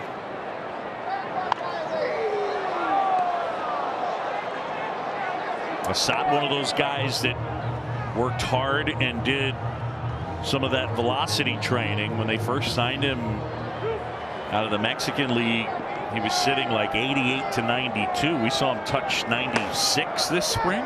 There's activity with Rucker on the left, Fulmer on the right. This one up the middle, and that's a base hit. Anderson around third and coming in to score, and we're tied up 1-1. And guys, that's a good example of, at least to me, I think last year they're getting at least an out there. Yeah, without the shift. And he didn't hit it that hard, but he hit it perfectly. And it just gets by Nico Horner, and Mitchell ends up on third base. Now they got first and third. And, you know, if you're in this situation, you need a strikeout or a double play ball. I mean, that's what you're looking for. Tucker Barnhart giving signs, throwing through, or is he faking? Wouldn't expect Winker to run in this situation.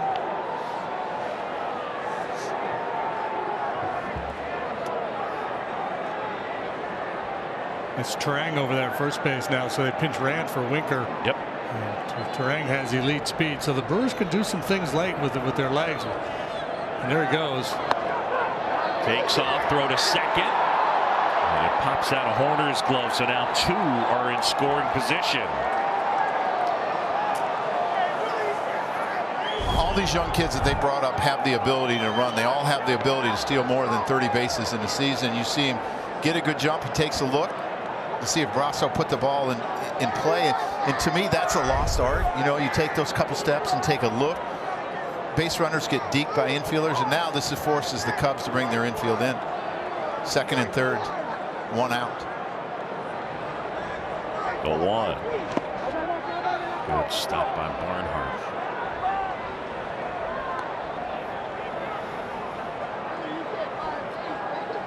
Mitchell, the runner at third. Turang, the runner at second. So a pair of rookies on the bases and a couple of guys that can really run. Infield in, aside. The 1-1.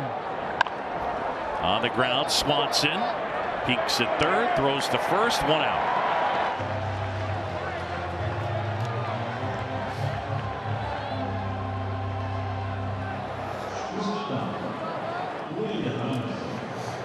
And now to bring up Willy Adames. 1-1 game here in a chilly afternoon. I think when we started, first pitch temperature was 39 degrees.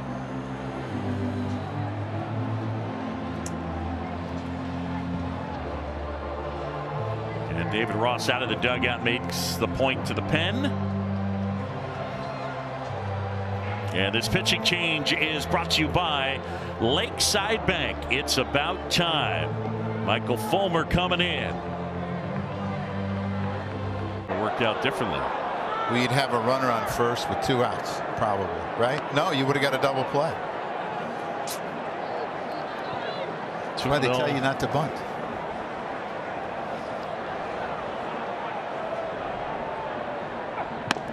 Yeah, there's a strike to Adames. Willy Adames 0 for 3 with a pair of strikeouts. It's fantastic in these situations last year. He hit 301 with runners in scoring position. Dangerous hitter when you're behind him. He's their leader, has been since being acquired end of May of 2021.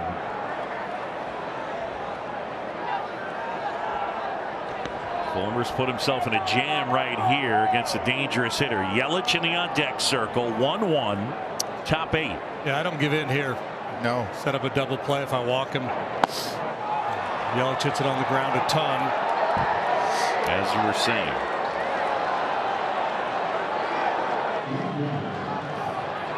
And sometimes what you have to look at what each run means.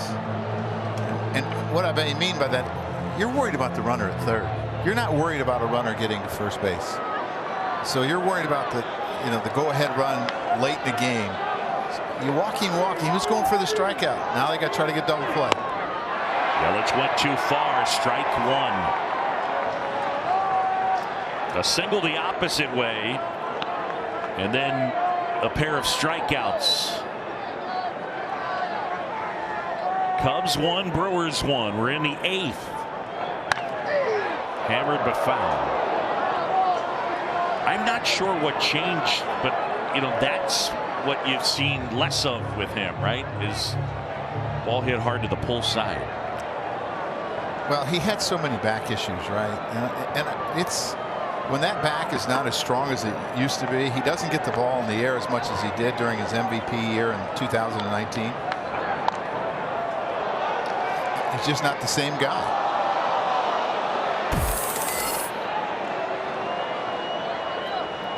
I mean, 80 home runs those 2 seasons. It's amazing. I mean, there was a legit argument to be made for those 2 years that he was as good a hitter as Mike Trout. That who's the best hitter in the game?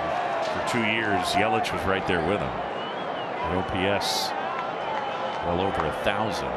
It's been a different story. The ground balls. I remember those years watching a series against the Cardinals. They walked him like 8 times in a series. They just walked him. 0-2. Big strikeout for Fulmer. Yelich is gone. We talked about the Woodruff changeup all afternoon long. Here's a split change from Fulmer. This is the pitch he ended the ball game with on opening day. Fulmer worked the ninth, had a couple of strikeouts. And we talked a lot about his slider throughout spring training, but that's a nasty offering right there. So if I'm William Contreras here, I have to sit slider. You know, and it's hard for yourself. It's hard to tell yourself that as a hitter when you love the fastball so much, but it's what he's going to see. They've shown that's what they're going to throw him. Fulmer got away with one there. It was just kind of a spinner. He's thrown a couple of spinners. His last outing in spring training, he got hit around a little bit. He wasn't particularly sharp. You look at this, it almost backs up.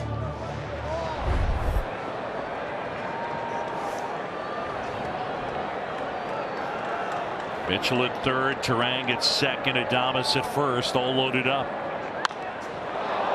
Into right field, Mastrobuoni, and it falls for a hit. 2 runs are going to score, and the Brewers have the lead. He just dunked it into right field in front of Miles Mastrobuoni, and Milwaukee on top 3-1. Well, if there was ever a time to lay out, leave your feet, and try to make a heroic catch, this is it. Because it's the 8th inning. It's just a little flare. And that's really too bad because he made a really good pitch. I mean, just a little bit better job by Contreras being able to put the ball in play. The slider before was the one to hit, and he didn't swing, and then he hits this one, and Milwaukee takes the lead, 3-1. This pitching change brought to you by Lakeside Bank. It's about time. Michael Rucker coming in. Milwaukee has taken a 3-1 lead. On camera, it's powered by Nissan. Nissan makes cars that thrill.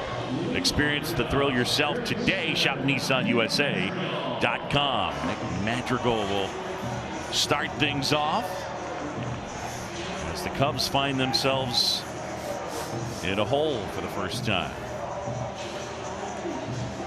Deal with the hard-thrown right-hander Matt Bush. You see the other changes. Mitchell enters the game to play center. Turang is now the second baseman.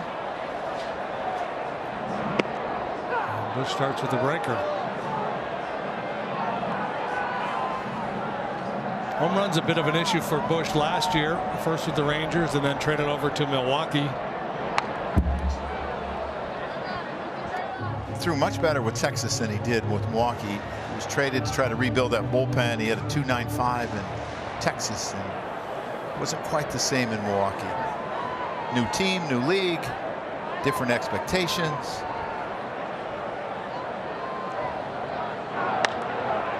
Line drive caught. Adames. Yeah, there's one out. All right, time down for our quality start. It's brought to you by National Car Rental. Control confidence. Justin Steele had both of those today. 6 shutout innings, 8 strikeouts, 1 walk, and that walk was the first batter he faced in the game, and then got locked in. Gave up 3 hits. He was tremendous. Our National Car Rental quality start. You know, JD, you talked about him as expanding his repertoire as he gets older, adding a few more curveballs and changeups. Became really relying on his 4-seamer and his slider. It's pretty good using those 2. Yeah. 7th time he's seen him. That was a storyline all last year. You kept waiting for it to catch up to him. You thought, well, you can't survive with just 2 pitches. But he does change the shape of the breaking ball a little bit from time to time. He looked to me like he sprinkled in a few curveballs this afternoon. But yeah, he can. The cutting action on that fastball up in the zone really plays. And the slider, he had great command of that pitch today. So he doesn't need to do a whole lot beyond that, obviously, to have success. But Jameson Taillon will go for the Cubs tomorrow. He's got a tough act to follow. Back-to-back 6 scoreless from Stroman and now Steele. Luis Torrens making his Cub debut right here. Last year with Seattle, 225 and 151 at bats, 3 homers. Yeah, I think it caught a lot of folks by surprise when Torrens made this club out of spring training, but they wanted to have the ability to pinch hit for Tucker Barnhart, and Rossi really likes Torrens' bat. Hit hard on the ground to the right side. Turang, 2 outs.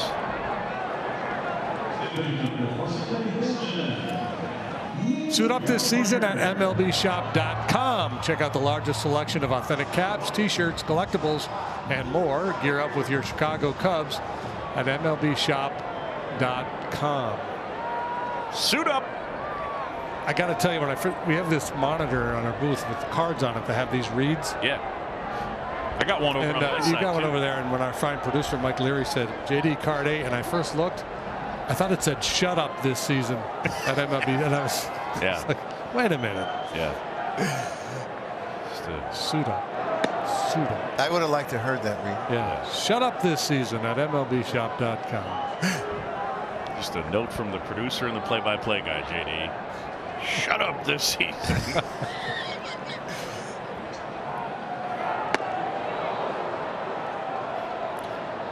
I thought he was going to get a heater there. Well, Contreras gave a high target. Did you notice that? Sometimes you worry about if people are relaying sides. I'm not sure where they relay him from. Again, he gives the high target. Carlos Torres, no swing.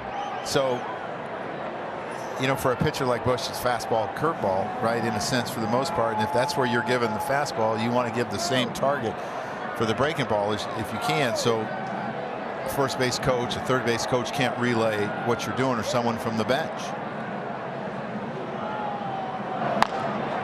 Little tapper out to the mound. And Bush handles the chance. The Cubs go 1-2-3. We're headed to the 9th at Wrigley. And the Cubs are down a couple. Off day on Thursday. And then back home. That Friday game will be on Apple TV against the Rangers. So a 6-game homestand with 3 against Texas and 3 against Seattle. New pitcher. And it'll be Mark Leiter Jr. Must be really warm in that bullpen for him to come out with no sleeves. He's from Jersey.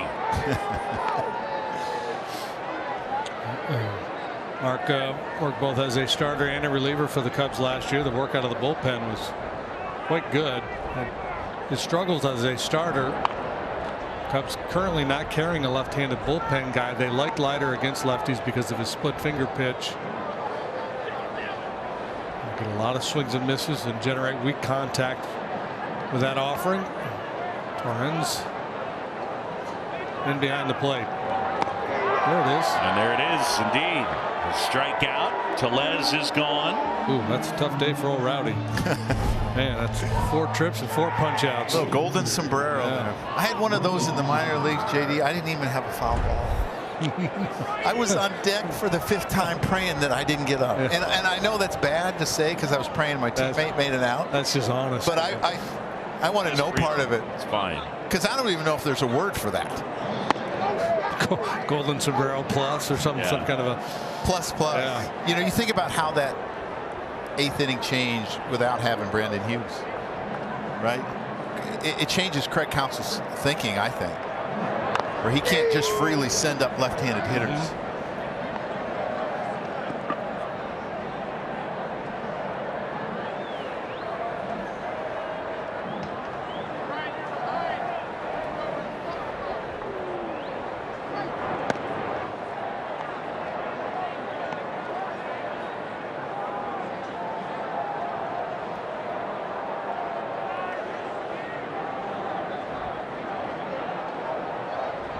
I like that camera shot, by the way. Yes. That one right there. It's cool. I think this Brian Anderson was a sneaky pickup for them if he can stay healthy. Yeah. Yeah. I mean, he has power. In 19, when he was healthy, he hit 20 home runs. In Miami, that's not an easy place. He's got a good eye. He's got a great arm in the outfield. If you want to put him there, he can play third base. Started the rally last inning. I think it's a sneaky pickup, but he's got to stay healthy. He had back and shoulder problems. Anderson, over the course of 19 and 20, at an OPS of 811, 31 total homers between those 2 years. He was a very solid offensive player.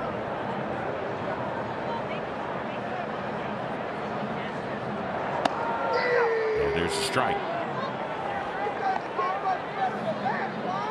By the way, today Only 2 balls in play have been hit over 300 feet. One was a home run. Ian Happ's homer, and then Weimer a fly out.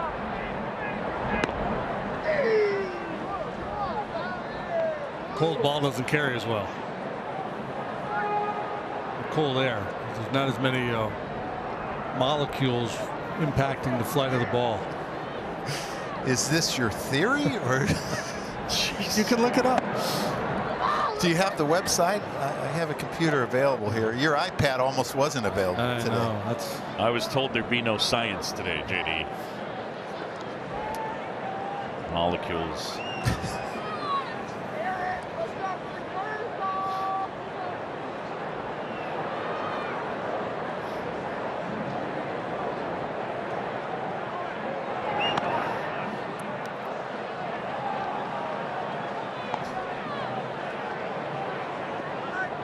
Goes to the rosin bag as he faces Garrett Mitchell, the former UCLA Bruin.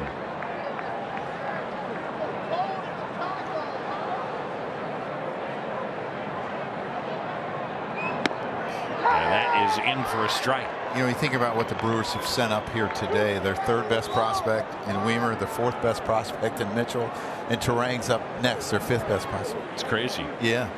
And they really love, we mentioned Sal Frelick. Trying to get a core 4 is what they're trying to get. Sal Frelick played his college ball at Boston College. Did you hear what Carlos Torres yelled? I think it was him. He yelled 1.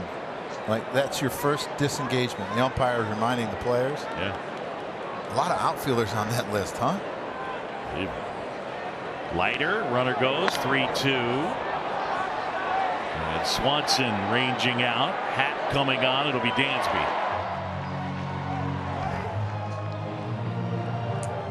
2 away now.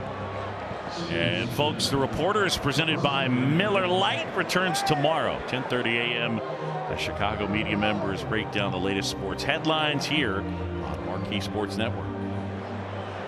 Not to be mistaken for the sports reporters. Yeah.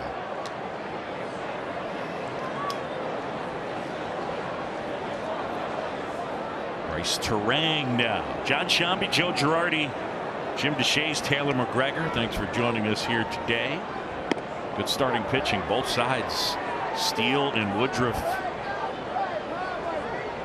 I think the pitching overall in this series has been really, really good. And you would think with the way the Cubs finished up last year with their pitching and some of the additions they made in Milwaukee's last year, should be 2 teams that could remain at near the top, right? Don't put that mask on there, please. Don't do that, because that's extra bases. I saw in a high school game, or it was a college game recently, where a catcher collected the ball with a mask. Cost them the game. Oh. It was the end of the game. It was a walk-off. I don't know what you call it. You know, mask. Walk-off masking. Yeah.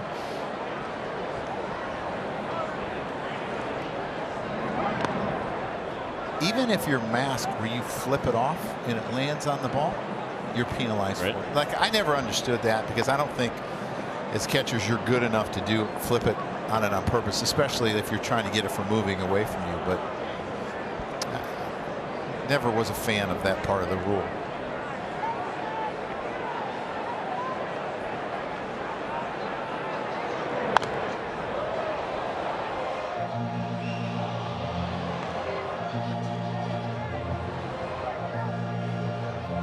I managed the Phillies in 2020, right? And we had a number of rookies that came up. And to me, it was so disheartening in a sense that their parents couldn't be there. And you think about Bryce's father, Brian, who played in the big leagues. His mom and dad are probably here this weekend. They're going to Milwaukee, right? Monday, Tuesday, and Wednesday, I would think they would follow him there. Yep. It was just so sad that I thought MLB should have made a rule that if it was someone's opening first big league day, those 2 parents could come sit in stands, because there's only 2 of them. Yeah, I like that. Parents only. Yeah. Parents only. 3-2. And he got him. And there's that split change we talk about from Leiter. Well, we'll go to the bottom of the ninth. Last chance for the Cubs. Dansby Swanson will start it off. Bottom of the ninth, last chance for the Cubs, and we're going to focus on that man right there, Dansby Swanson. StatCast powered by a Google Cloud off Woodruff, the starter. Got on top of that high fastball not once but twice. Once for a single, once for a double. This is what he's done so far in this series. 5 hits already for Swanson. A couple on the slide ball, a couple on the four-seamer, 1 on the sinker. What's a pitcher to do? This guy's hitting everything. 5 hits in the first 2 games of the Cubs, most by a shortstop in the first 2 games with the team since 1920. That's a McNugget right there. So Dansby here today, 2 for 3, and he'll go up against Devin Williams. The airbender changeup, a pretty good heater too. 65 games last year and a 1.93 ERA. Check out the strikeout rate. That's otherworldly. That's the big kid in Little League. Comes in, strikes everybody out. Time called. Contreras going to go out to the mound. I like to throw my changeup. Had the second most swings and misses with a pitch from a reliever on his changeup. Only Diaz with the Mets had more swings and misses with the slider. So, I mean, this is a devastating pitch. Yeah, it's. Don't miss his fastball, right? Hope he makes a mistake. Getting good counts and don't miss his fastball. You see that. Most strikeouts since 2021, 122. Wow.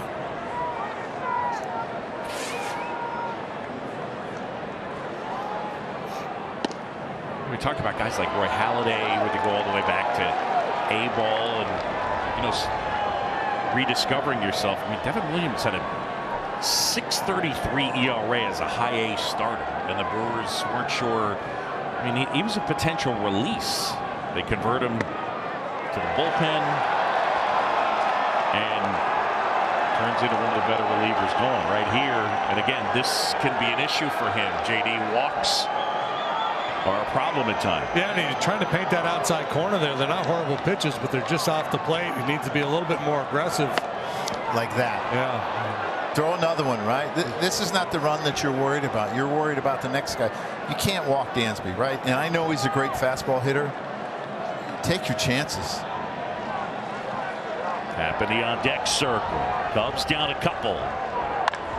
Oh, he hit it right off his arm. Redirects to Terang. Dansby's 3rd hit of the day. You know, the only time they got him out yesterday might have been the hardest ball he hit all day, or not yesterday, but a couple days ago.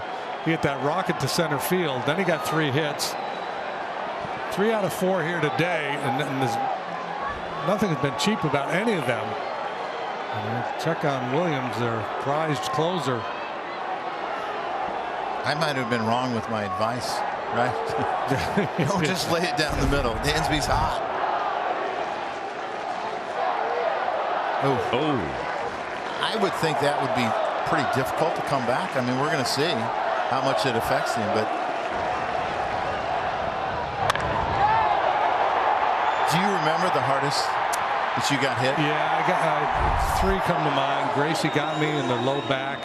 That's not nice. Dale Murphy got me in the butt.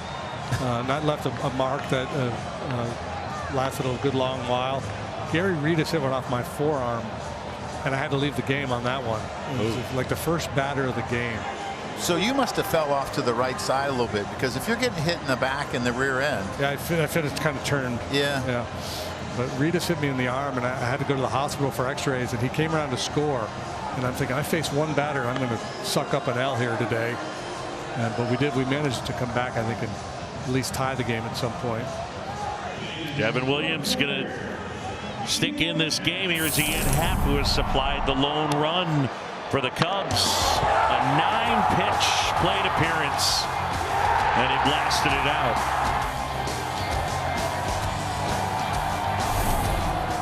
Cold day here at the ballpark, but a good number of folks still here. And if you were to light one up here, this place will go bonkers.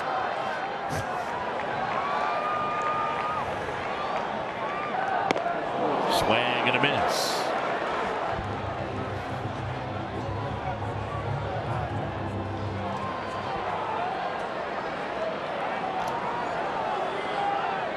0-1 to Happ. Swanson at first. Cubs down 3-1.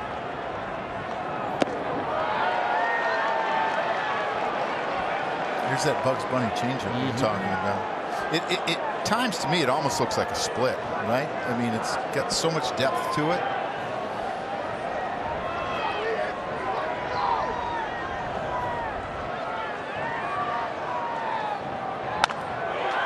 Base hit right field. Swanson will stop at second as that one quickly retrieved by Anderson, who showed off that throwing arm.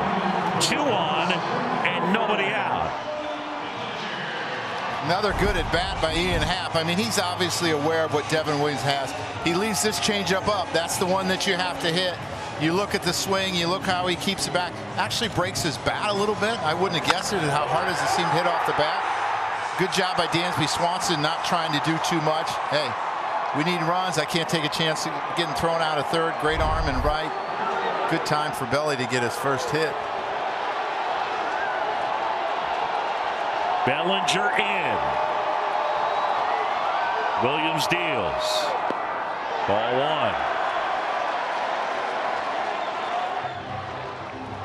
1. Cody Bellinger has struck out swinging, looking, and he's popped out. 19 homers a season ago. He's got 2 on. And the Cubs down that many. On the ground right side, Turang, Adames, Tellez. And the Cubs are down to their final out.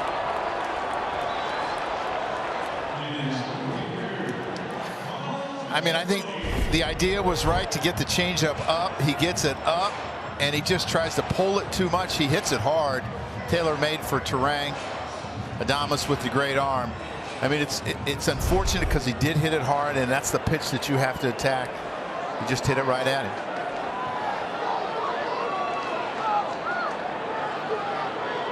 Brewers came into the National League in 1997. These clubs have played 408 games coming into play today.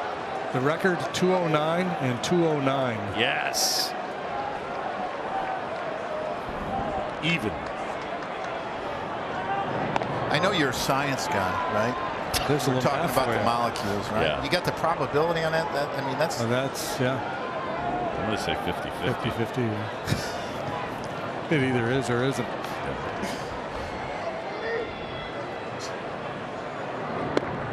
Oh, I don't know, Corey. I mean, Corey's been good all day. I mean, I think that ball's too low, and I'm sure he's hearing a little bit from the bench, but I mean, that's substantially low, below the zone. Way too low. Yeah. Man at third, ball to strike, 2 outs. And now it's 1-2. I think that one was a little bit higher. Yeah, I mean, that one's probably a strike, but it changes the at bat because he would have been, you know, 2-0 instead of 1-1 at the time he threw that one. Swanson at third. And Mastrobuoni wouldn't chase. It was a scoreless game till the bottom of the 6th when Happ did a solo homer to make it 1-0. Brewers scored 3 times in the 8th to make it 3-1. That's where we are. Bottom 9, 2 outs, man at third. 2-2. Oh, we threw that one. Yeah. Well, this is where, as a hitter, right, you can't psych yourself into thinking you're going to get a fastball here. You might, but there's still a real good chance he's going to come with that changeup too. So you can't sell out and look for a heater here. Sat in an analytical meeting when I was in New York, and they told us you're better off taking 3-2. You'll get on base more than if you swing. Just take. Payoff pitch. And they got him swinging. Ball game. Brewers hang on to win it 3-1. As Devin Williams closes it out.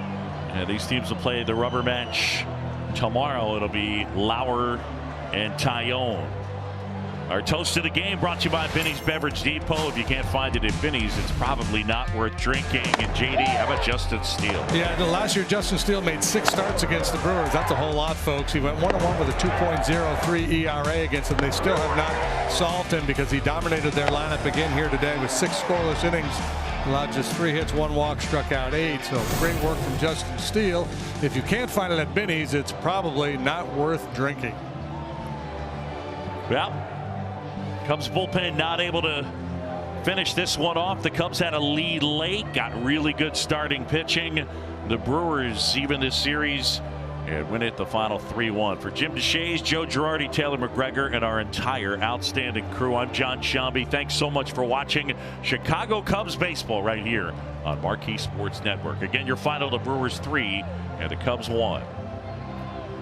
Tomorrow it's the finale of this opening series. The Brewers will go up against Jameson Taillon making his Cubs debut, and it will be Eric Lauer on the other side. Coverage begins at noon. Up next, Cubs postgame live presented by Blue Cross Blue Shield. Cole Wright, Cliff Floyd, Dexter Fowler. Gentlemen, it's all yours. Thank you very much, Boog. And John McGraw, once upon a time, he said you can't win every game.